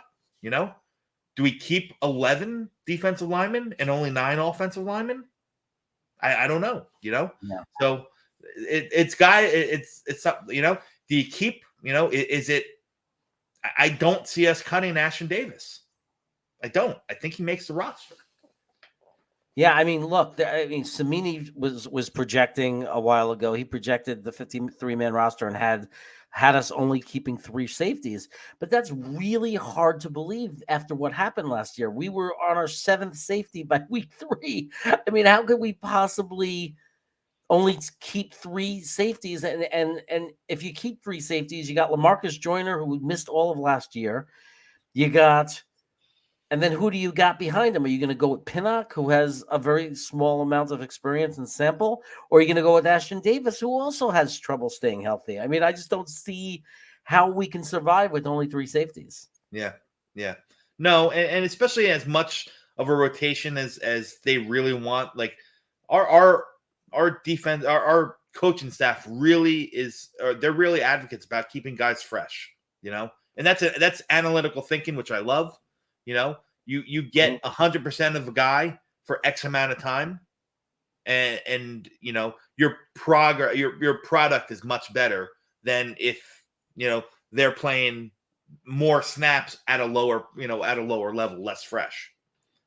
Yeah. It would be really hard to keep Mike White. Yeah, it would be hard to get Mike White on the practice squad. I mean, that's why we're having this conversation, because it's not so easy. It's not like we could protect them, and even on the practice squad, you can only protect each player for only up to 4 weeks, I think. So, there's no way to be sure that, if we pick Flacco, in my opinion, he'd be gone, Mike White. Somebody's going to take him. I don't know. I don't know. I'm not educated enough to really say on other teams, rosters and so on and so forth, that he would slide in as somebody's backup, or if they pick him up, they got to keep him on their 53-man roster. So I don't know. Could a team like Cleveland, choose Mike White and cut ties with Josh Rosen? Maybe. Who knows? Mike White is a lot better than Josh Rosen, I think. So so that's an example right there. You just said it yourself. Like why wouldn't they? It's a better guy. It's a better player. Why wouldn't they want to make that upgrade? Listen, we think he's a better player because we know we got a little Mike White bias. And that's true. The chat can think differently, and that's okay. Again, like I always think that our guys are better. Are there better safeties in the league than Ashton Davis? Yes, but I still like Ashton Davis. He's our guy. So, and Mike White especially holds a special piece of our hearts, for what he did that game, right? What did he do the next game? What did he do the next game after that, Jeremy? He had a really tough time against Buffalo. I get it. He was good, but he was good again. And before he got hurt, he was good. He was good against Indianapolis before he got hurt, right? He was like, I don't know. I mean, I think it's like, I don't expect any backup quarterback to really have that much success against Buffalo, especially. That's fair. And that's a fair point. That's a fair point. But I don't like that he threw all those interceptions. Like, you know what I mean? He got very careless and he really fell apart. He didn't hold, he couldn't hold it together. Exactly. But, so, I think he came very far down to earth when he played Buffalo. That's true. But I think a lot of backup quarterbacks would have struggled as well. So I don't know. I mean, what could you do? It's a rough situation. We know that, Justin, we get it. You want Mike White. But nobody is going to get to 400 yards on our team anyway, based on our offense and how it works. Like, we don't want any quarterback throwing that much. Yeah, unless we're down like 49-24, and we're just it's air raid. No one's going to get to 400 yards. Yeah. So that's why I had to change my whole thing on Zach and stop measuring by numbers, because I realized after watching the team last year, I said, we're never going to have that kind of quarterback. And then I paid more attention to San Francisco. And even when Jimmy G played really well and they had great offensive games, his numbers were never crazy, because that's just not their offense. It's just not the way this scheme works. I mean, there might be those freak games, but I don't think it's the thing. It's not what's important, like those numbers. The numbers that are important is touchdown to interception ratio, completion percentage, low turnovers, and establishing a running game. I mean, there's so many things that are more important than the individual numbers. Yeah. I just don't see it right now. I just don't see us keeping 3 quarterbacks to start, Not cutting harder to keep you know what? I mean, you can make the argument, Blitz. You absolutely can make the argument. I think Hardy makes the roster. So that's just my opinion. And and if it comes down to it, like I said, the 2 guys, if it comes between Flacco and Mike White, I don't think it's even a conversation piece. I think Joe Flacco's on the team. Right. So we're going to get a big decision tomorrow at 9 a.m. I think there was a release made by Deshaun Watson's legal team that is almost felt like it was preparing for a very small suspension.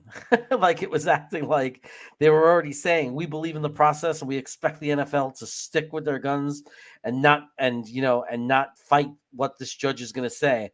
So I don't know if they're in on something or they got some inside information, but that post that they made made me think that they believe that Deshaun Watson's going to come out okay. I don't know enough. I don't know enough about the protocol, the NFL's protocol, in to really speak to it. I don't care what he gets. I just hope it's at least 2 weeks. I know. We just need him to get 2 weeks. Yeah, it's true. It's so true. We just need him to be. I mean, look, the minimum is 4 games. Right? There's no way they're going to say no suspension, cases dropped, start week 1. I mean, there's no way. They're like, so the worst, the lowest thing I can imagine is 4 games, right? Because they give everybody 4 games for everything. So if they give them 4 games, we're covered. So J. Cole, what question did I pass over, bud? I don't know. You said I passed over your question. I'm sorry if I missed it. I don't have the chat up. Let me put it up. J. Cole. J. Cole is? Let me see. I don't have the chat up, bud. Well, let me see, because when you say J. Cole, you're talking about Jets Velocity. Yeah. AKA J. Cole. What does the kid want? I can't get to every question. There's 200 chats. Yeah, I can't find it. So Buffalo spitting knowledge right here, guys. Look at it, right? 35. He would have paced out at 35 interceptions last year. But Mike White had a great game, but God forbid there is something where Zach was going to be out for a little while. I'm much more comfortable with Joe Flacco leading my team. Not to say that I have grandiose expectations of Joe Flacco, but I think he's much more capable starter. Yeah. Oh no, he's saying you talk over his questions when I put the questions up. I don't care. Can't focus on that. My brain is in too many places right now trying to run this. I'm sorry, J. Cole. I think that Situation Report made a really good point. Like the quarterback numbers can rely a lot just on the athletes that he has around him. So, you could look at Jimmy G's numbers get inflated because of Deebo Samuel and the yak. And Kittle has a lot of yak. I mean, he makes plays and turns them into 50-yard pass plays. Yep. And it's the same thing where that might happen with Elijah Moore and Conklin and Garrett Wilson. And, like Breece Hall might get a screen and break out for 70-yard, complete, make it 70-yard completion plays. So yeah, that could boost up Zach's numbers. But the important thing, though, and what we really care about, is that Zach just executes the plays and gets those guys the ball. Yeah, that's all that matters. I mean, and the numbers will be the numbers. There's only one number that really matters in the end, and that's wins. That's right. That's right.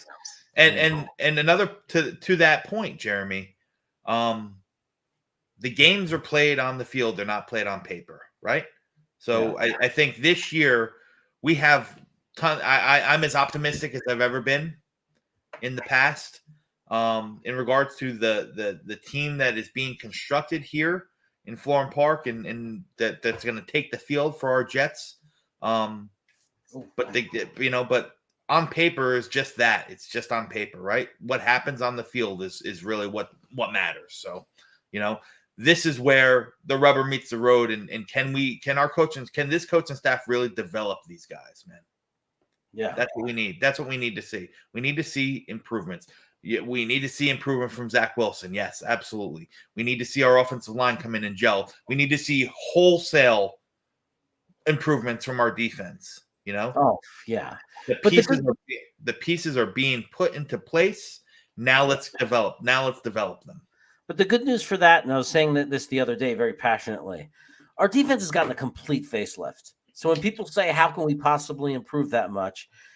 we can possibly improve that much because the level of talent, like as far as guys coming back from injury, draft picks, and the guys we've signed, it's a facelift. It's a totally different thing. I mean, now you can have LaMarcus Joyner as of right now, starting with Whitehead, right? You're going to have our number 1 and number 2 cornerbacks. Number 1, number 2 are now number 3, number 5.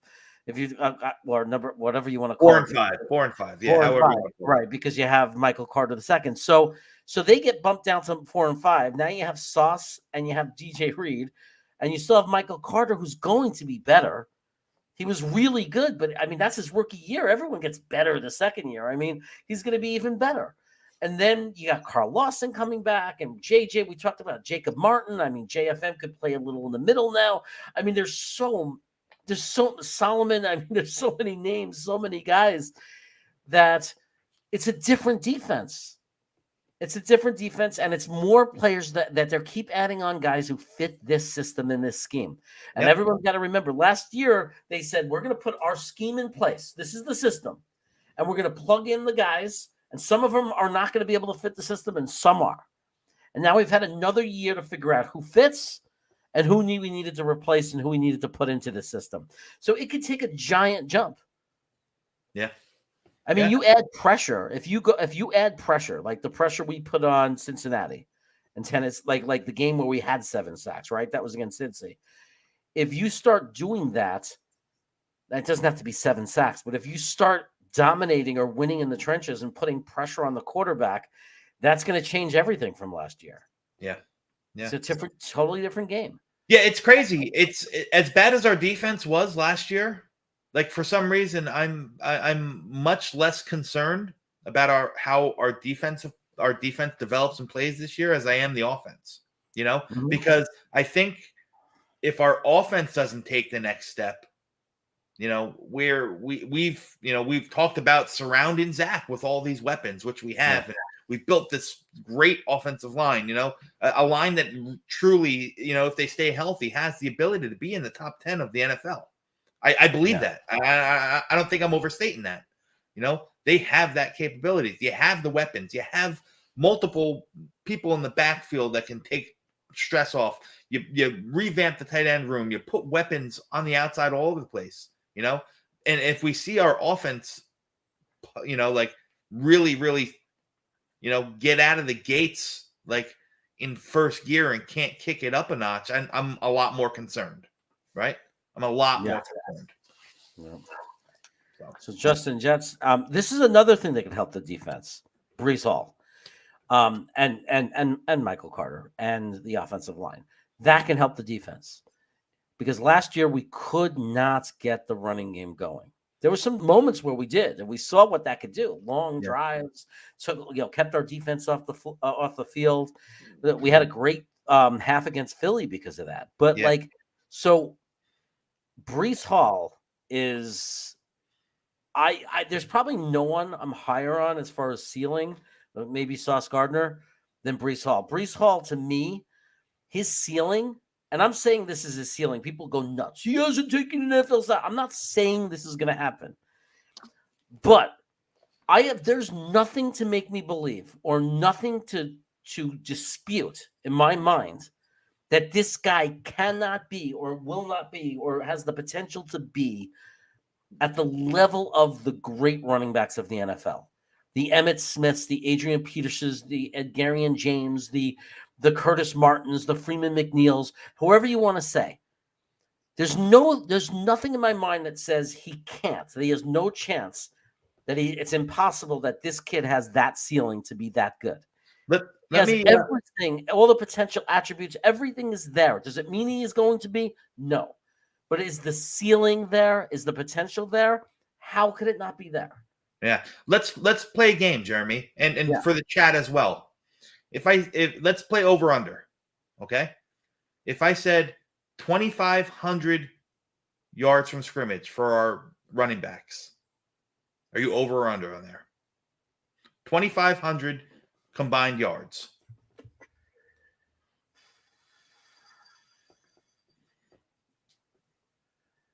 I think over. because of the reception yards, Yeah. the screen passes. I think that combines, they'll have 500 to 700 receiving yards, and then they only need a combined 2,000 rushing. I think one of them, I think Brees Hall might be like 1,200, 1,300. Believe it or not, I honestly believe that's possible. And Michael Carter's 700, 800, or they both get around 1,000, or they both get around 900 even, and you get 700 reception yards combined from the two of them. Like, I could see 2,500 yards combined from line of scrimmage. Yeah, it's probably an aggressive number, but I think if we're at 2,500, we're in good shape. Oh, We're in yeah. good shape. You know, if Oh you my can get God. if you can get 1,600 combined rushing yards between Brees Hall and Michael Carter, and then factor in another 900 might be again, it might be a little aggressive, but if you tie in another 900 yards through the air for those two guys, where our offense is in good shape. Yeah. Oh, yeah. Yeah, there's no question. People don't understand when the reason I'm so excited about Brees Hall is, to me, Brees Hall is potentially, like, if he hits that level, if he's Curtis Martin, let's say, and he's not going to be there his rookie year. He Mhm. might show us he's going to be that. He's not going to be Curtis Martin his rookie year. It's not impossible, but I'm saying that's not my expectation. But he has the potential to be a franchise-changing impact running back. The way Henry changed the Titans, the way Tyler is changing the Colts, the way Adrian Peterson was impacting the Vikings. Like, he has the potential, the ceiling. And it's not just, we're going to have a great running back. It changes the franchise. It changes everything. When the defense has to get ready for the week and stop and go against the running back at that level, and there's a chance he's going to be that guy. And by the way, I'm not sour, or I haven't cooled off on Michael Carter. I think he's great too. Yeah, I mean, listen, excuse me. Michael Carter is a beautiful, beautiful compliment. As good of a complimentary running back there is in the NFL. I'll say that, and I'll stand by it. He pushed close, if not over 1,000 yards last year combined, right? So if you think that you can get, like I said, 1,000 yards, 1,100 yards, 1,600 yards on the ground combined from those two, I think 2,500 is reasonable. It's a reasonable number to expect. I don't know if I'd say, I guarantee it. Let's hammer the over on it. But I think it's a fair number. Yeah. So I want to thank AvLab Studios. That's incredibly generous of you to give me that super chat. I really appreciate it. I don't even, I don't have the words to even say how much that means. That is really nice of you. You floored me with this one. So I was crazy. Thank you so much. I appreciate it. Hey, my Jets bros, if Zach hopefully takes a step up, is more likely to look like Burrow year 2 or Jay Allen year 2. I'm going to say in the middle, because Jay Allen's jump year 2 wasn't that big of a jump. It was a jump. Like, he definitely took a step forward. His big jump was year 3, but I'm also not going to sit there and say he's going to have a Burrow jump at the, I'm like I think that's, I hope that's aggressive. That's aggressive. So I'm going to say somewhere in the middle. I think he's going to have a bigger jump than Jay Allen did, because I think he has better tools and more like knowledge of the system. And I think in this system, naturally, there's a big jump year 2. So, and we already saw what he was doing at the end of year 1, the last 5 games for Zach. So I'm going to think that it's going to be a bigger jump than Jay Allen had, but not the jump that Burrow had. Like, that would be aggressive. I just also think that, like, as much as I'd love to see him take that, I'd love to see that Joe Burrow jump in year 2. I don't think we need that. I don't think I don't think we need that. Listen, I wouldn't be against it. I wouldn't be opposed to it. It'd be wonderful, but I think we can still really, really be successful and be in the hunt and playing meaningful games late in the year. If like you said, if he takes a Josh Allen improvement, like he did year 2, or so on and so forth, like I just think the rest of the team is so much better. just think that like everything's lining up for a really good season. Everything's lining up for a really good season. Give me, let me see 60%, 62%, 63%, 65% completion percentage, which I think is going to be, I think it's attainable, but it's not going to be easy, Let me see that. Let me see him take control of this offense. Let me see not force the ball where he forced, not the Zach Wilson we saw in the first half, let's just see someone who can come in and control the game.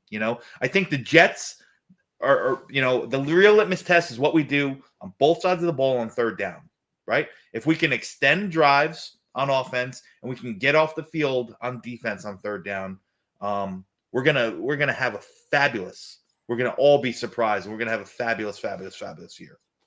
Yeah. And just to answer, I saw something about Zach Wilson and based on training camp. Remember that we've only had 4 days of camp. I think overall the first 3 days Zach was very good. He had some up and downs and wasn't as impressive on Saturday, but he has kind of a reputation for not being as good in front of the fans in practice. I don't think that matters. I think you got to value the last 5 games of last year a lot more than anything you see in practice. Remember that you don't know what Zach is working on. I had this conversation with Green Bean and we were talking about it. He might be doing things in practice that he wouldn't normally do. He might be trying out new things. He might you don't know. You don't know what's going on in his brain. When he threw that interception in the red zone, it might have been just that he didn't want to take the sack because it's practice. But in a real game, we saw it last year. Did he have any turnovers in the red zone? I don't think he threw any picks in the red zone. So we saw that he knows how to protect the ball in the end in the red zone. So when I see it in practice, in shorts, day 4, I'm not too concerned about it because to me, it's like I'm running out of time. I need to make a decision. I'm going to throw the ball into the end zone because it's practice. I'm not going to. You don't see quarterbacks practicing throwing the ball out of bounds and getting rid of it, right? It's like instead of throwing the ball out of bounds, I'm just going to drill. I'm going to go for it. And I'm going to try to thread the needle and put the ball into somebody's chest. But that doesn't mean he would do that in the game. But how about this take also? Like, I think the media is so quick to spill a negative narrative on Zach Wilson. I do. I think Zach Wilson gets such bad press, overall, especially in the national media. But we're, like you said, we're not in pads. We're in civvies.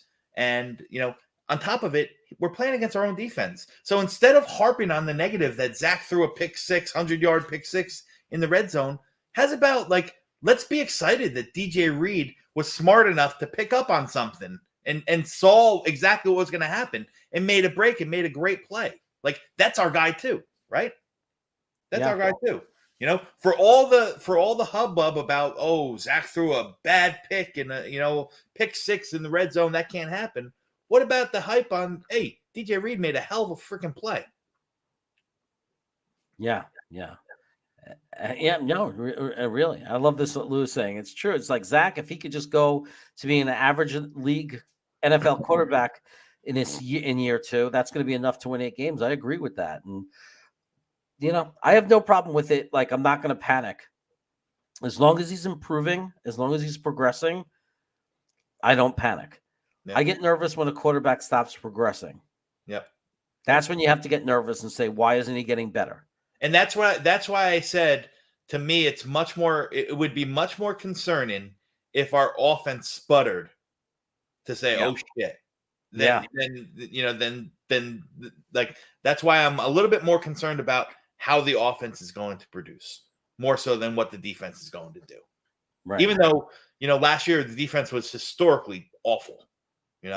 For me, it's not nearly as concerned. Them being, them coming off the ball sputtering wouldn't be nearly as concerning as the offense coming out and sputtering, because then the questions are going to be, is Zach the guy? Yeah. And I think it's, look, I'm expecting it to take time for, and I agree. Zach's, and I think Zach agrees. He talks about it. I'm holding the ball too long. I have to be faster making decisions. But I think that everybody's agreeing, like all the players are saying, and the coaches are saying, he's being more decisive. He's reading the defense better. He's faster in his progressions. So they're starting to say that. So that's what we want to see. But it could take some time, especially come from a small school like BYU. That is a factor in how long it takes a quarterback to develop, because he's not used to the level of competition, but it doesn't mean he won't be able to adjust and learn it and do it. No, and a little coach talk here, because you hear it all the time. And I think it's a really strong narrative they have to remember, is that when you hear about how the game slows down for these guys as they get older in year 2, year 3, so on and so forth, like he was a top spinning, not knowing up from down, left from right in the beginning of year 1, right? Coming out of BYU. Remember, he had a great year his junior year in BYU, right? That was the COVID year when they weren't even playing their normal schedule. Pac-10, even though they're into BYU's independent, they play a heavily strong Pac-10 schedule. Pac-10 folded in 2020, right? They didn't play football because of COVID.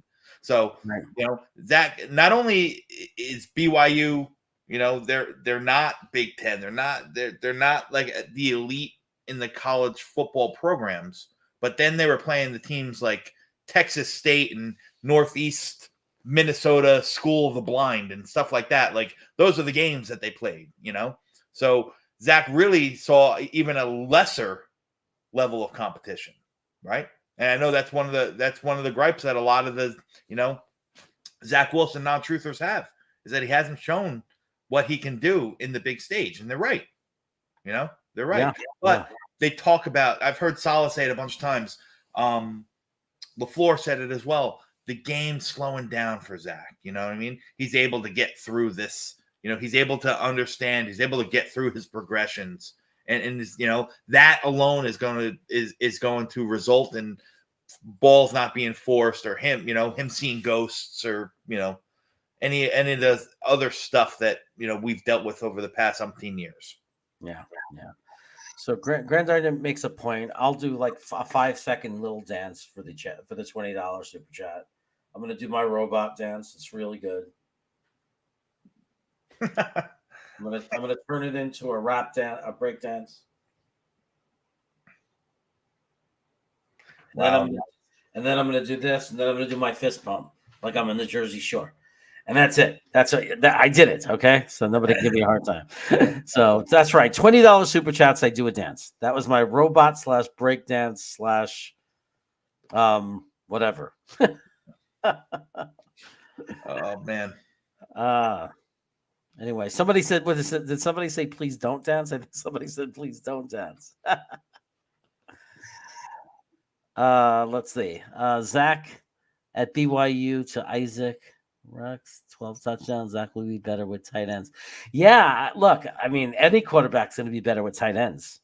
Yeah. Like having a better tight ends, it's going to help any quarterback. So, yeah, no, I agree. I think that's going to make a difference too. And situation report was saying it too. He goes, look, that's why the numbers, I don't care about the numbers so much because of that he has so many weapons. There's so many people that got to eat, the way Michael Carter says it. There's so many people to feed.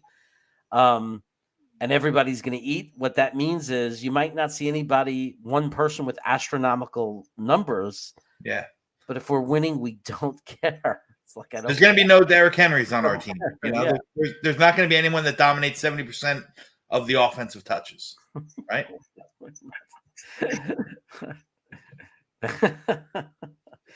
Absolutely. When things start to break down, we're getting tired when we let this start to happen. But what do you want to see? What do you want to see in the preseason? I'll start Mims. I want to see. Who do you want to see in the preseason? I definitely want to see Mims I want to see him get a lot of time in the preseason games. Mm-hmm. Last year we didn't get to see that. I want to see I want to see what happens with Mims and Smith, and who really steps up and who really takes control of that number 5 wide receiver position. I want to see Braxton. I want to see Braxton Berrios continue the development and the connection that he has with Zach. Those are all important factors. And most importantly, I think this goes without saying, I just want to see us stay healthy. Yeah. Yeah. That's what I want to see. I know, really. I mean, I'm almost to the point where I'm ready to take the LA Rams position and not play any of my starters. Not play any of my starters in preseason. Don't risk anything. That it's kind of true. I like the number one thing that I want out of camp every day is just not to read something negative. I mean, Connor gave us a scare. He said a trainer is helping Quinnen off the field. And to be fair to him, he didn't do it to be clickbait. He just put it in. He was tweeting everything he was watching. He was right. Some people got mad at him and said some context, and it's like, no. He's on the sideline. He's watching a million things. He doesn't have time to tweet the story. He's just telling us, Quinnen Williams is coming off the field with the trainer. And not so long later, he then tweeted, he's okay. He just got hit in the throat. Mm-hmm. So which is fine. Like, I don't want to jump on a guy just for the sake of jumping on him. I actually appreciate that Connor does tweet what's going on during the practices. Like, I think it's very helpful because he's one of the few people that do. Without him, we wouldn't know what was going on. So I appreciate that he does that. But anyway, we had that one scare, and Buffalo had a scare, and they thought they lost their safety for the season, but I found out that that's not a serious injury. I think he's going to be fine. Who's that?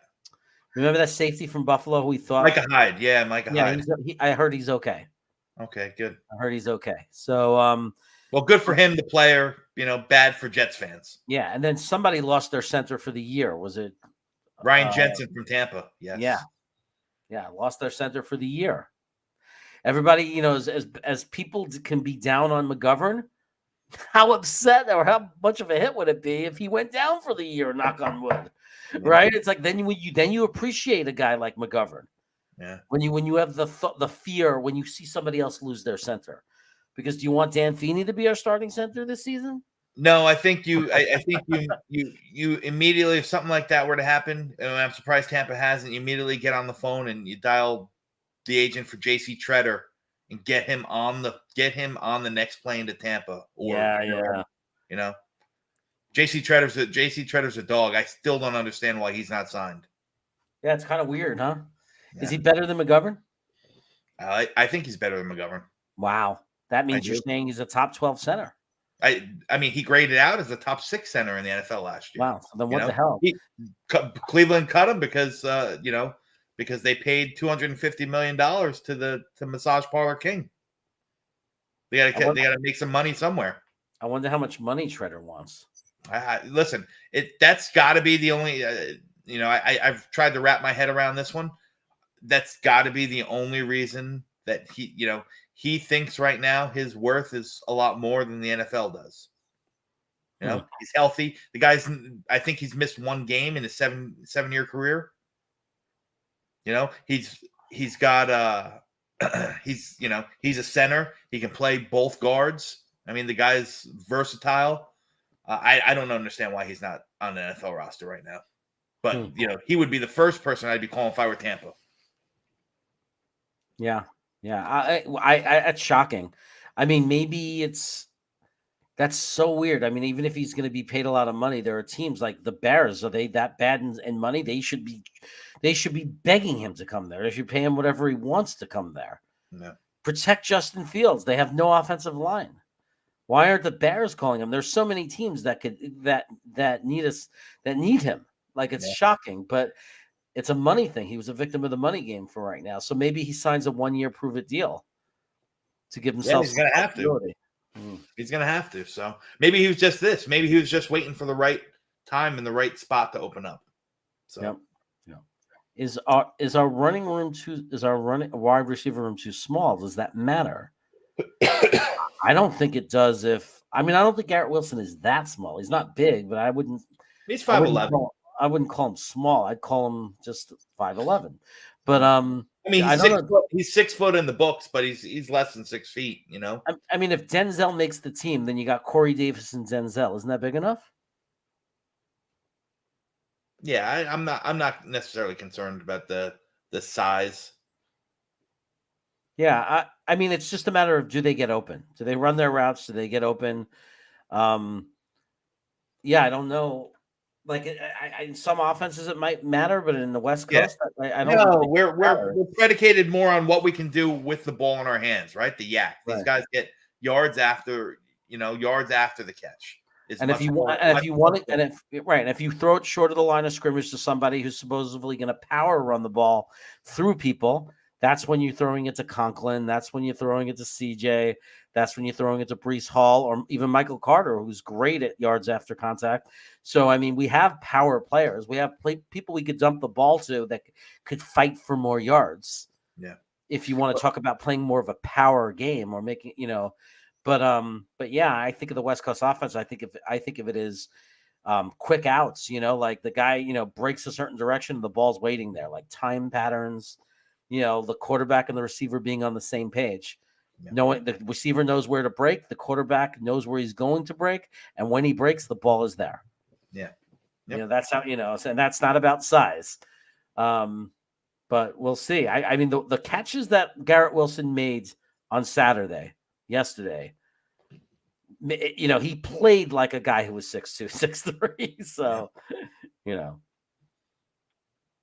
and I agree with you 100%, by the way. If the end of the year, if we're losing and our offense didn't improve, that's the disaster for sure. Yeah. Because then it's a question of what else do we have to do? At this point, what else do we have to do? If we can't score points now, if we can't move the ball now, what is left for us to do? I don't understand it even. So it better not be because of the offense. If we don't win, a lot of games or 8 games or whatever it is. So we'll see, man. We'll see. Like I said, the games are played on the field, and we need to see development. We need to see these guys develop. Want to see the offensive line gel. Want to see the new tight end room come in and be the dogs that they are. I want to see our aggressive, elite, agile, wide receiving core really step up and be the playmakers that they can be. And I want to see Zach. I want to see Zach protect the ball and complete 65% of his passes. Yeah, I mean, if the offense stays relatively healthy, I don't know about we have to find a new quarterback yet, but it's certainly time to be very worried and concerned. If everybody's on that offense stays healthy and we are a horrible offense, at some point you got to look at the quarterback and say, and we'll have to study what went wrong. Did he grow? Did he not grow? And yes, it's a problem. And at some point you have to look at the quarterback. But let's knock on wood. We're not anywhere near there, so let's hope that never happens, and we're never, let's just really hope that that's not what we're doing. Yeah. We put a lot into Zach. We gambled a lot. We're not going to have, we're not set up right now to have to invest more draft capital into a quarterback and start over. That's not what we want. So we really need to hope and believe that Zach is going to do this and pull this off. Yes. Yes. So yeah, the offensive production is up to Zach. We have enough weapons. I mean, look, we put tons of weapons around him. Now the offensive line has to stay healthy.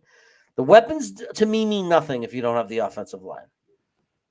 Yeah, I wouldn't say nothing, but you need the offensive line. I mean, my life, 40 years of watching football, you got to have an offensive line. Yeah, it starts in the trenches. Absolutely. I mean, so Proud is going to sleep. Everybody, make sure you are subscribed to Proud New York Jets fans.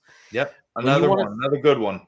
If you want to see us live and on streaming on Friday nights, if you're bored on a Friday night, you get home from going out, it's 10, 11 o'clock at night, you're not really able to sleep, you want to talk a little more Jets before you go to bed. Or pizza, whichever one's the topic. Yeah, this is an often topic. We could talk about pizza. We could talk about everything. Proud New York Jets fans.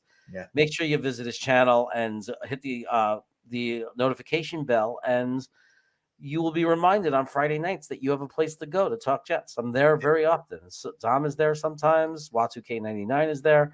Situation Report will probably end up. We got to get him out there on Fridays. I think he was a couple of weeks ago. Harrison Glaser is there sometimes, like a whole bunch of guys, whole crew of people show up there. So don't miss out on that. On that note, on Nick's note, Jeremy, I'm gonna probably follow suit. It's 11:30 over here, so I figured you would. I figured you would. I am wrapping up. V-Man, I want to thank you for the super chat. Off topic, yes, but important to mention. Bill Russell, a legend. Yeah. Oh, God rest his and soul, Michelle man. Nichols. Okay, wow. Lost 2 today. I don't know who Nichelle Nichols is. I heard the name, but I'm not really sure. I know the name. And I think I read about Google it it when we get off. Google it real quick. I think I knew about it because my wife said something. So I know, but I don't know. Was it basketball? Was she a female basketball player? No. No, trailblazing Star Trek actress, dead at 89. Well, Oh, Uhura. That's why I know. Uhura. yeah. Uhura from the original Star Trek. That's right. I knew. I saw it before. And I was like shocked. I was like, oh my God. But no, that's a bummer. That's too bad. That's too bad. Well, thanks for the super chat, V-Man. And yeah, everybody, I mean, life is precious, right? That reminds you to enjoy and live this life as hard and as well as you can, because we all are going to have our day. So, it sucks, but it's true. Amen. So everybody, thanks for everybody. Tonight was a great night. I don't know if you've been following this, Don, but we've had a lot of people in here. No, wonderful, man. Oh, I was happy to be. I feel like this time slot for me, Jeremy, like I said, you months and months ago, you offered me the opportunity, man. So this always feels like home. I know Sundays are going to look different for you once the season starts, man, and that's great. You deserve all the best, but this is always going to feel like home for me, man. Yeah, and it always will be home for you. So yeah, I'm glad that it does. All right, everybody. Hey, I appreciate the super chats today. I appreciate those of you who couldn't. That's fine. I appreciate you being here and just chatting. I appreciate you subbing. I appreciate you liking. Jeremy, before you go, I got one thing, if you don't mind. No, go ahead. Just to quick plug, just so you guys know, if you're interested, every Wednesday night, starting this Wednesday, myself and Tigo will be live. We're starting a new show called Fantasy Island. We're going to be talking about all things fantasy related, with obviously with a strong emphasis towards the Jets. Preseason is going to be a little bit different, so on and so forth. But once we get into the season, we're going to be looking at the fantasy ramifications of our Jets opponents each week, and throughout the league, things that we like, things we don't like, guys we are high on, guys who we think are not so much. So just a little different kind of cross section of what this is. This is going to go on 9 to 10. 9 to 10, and this is going to be on Talking with Tigo's channel? On Talking Tigo's channel every Wednesday, starting this Wednesday, dude. Great. Talking Jets with Tigo at 9 p.m. A nice little way to get warmed up for the Wacky Wednesday show. Amen. I like it. Yeah. All right. If you don't, guys, please follow me on Twitter. I'm at DC_NY Jets. Whenever I'm asked, I'll always pop in and give you guys any of the information that I might be drudging up. I've been working on a draft guide, so come January there will be a Dom C draft guide coming out. Putting in a lot of hours, a lot of work, watching a lot of college football in preparation for that. I know guys preseason don't want to talk about next year's draft, so I'm not going to, but just know that something big is in the works for that. That's going to be really huge. I'm going to be doing a lot more with Green being in the website per se, and a lot more writing. So you're going to see me, and I'll always see you because you always see me in the chats. I support the content creators and Jets Twitter as much as everything. It's my life, man. So awesome. Well, great job tonight. Thanks, Dom C. You made the show, and definitely check that out. Talking Jets with Tigo. I will be on the Buffalo Jets fan tomorrow night at 8 p.m. Eastern. I'd love to see everybody there. Always a great time with Kevin. We have an awesome time. I feel like we have a great chemistry. We do great work together. I'm always really happy with it. So I hope to see everybody there tomorrow night. And of course, I will be back Wednesday night for the Wacky Wednesday show at 10 o'clock with the Jets situation report. Am I saying his name right? The Jets. NY Jets. Report. Huh? NY Jets. The NY Jets situational report. He will be the guest on Wednesday night. We are looking forward to that. Everybody take care. Watch me watch the draft. If you haven't already, this is worth a watch. Don't not be Thibodeau. And here it comes. It's about to come in. Oh my God. They didn't. They took Sauce Gardner. Oh my God. They don't want an edge. Maybe he likes Jermaine Johnson at 10. Then we're not going to get a wide receiver? Garrett Wilson, wide receiver. Oh my God, no edge. Who's sitting there? The Jets traded up. Are we taking JJ? Because I know Braden is in New Zealand saying, we should get Lily, Mike. He's definitely saying that. JJ! We got Johnson! At 26! This is great! Yes! They took Roger McCreary, they didn't take Dean, and we traded up. We can get to Kobe Dean. It really is. They took Breece Hall. Wow. I mean, look, I love Breece Hall. But there's also Jeremy Ruckert, who I think is the best tight end in the class personally. They took Jeremy Ruckert. Yes! We got a Jeremy.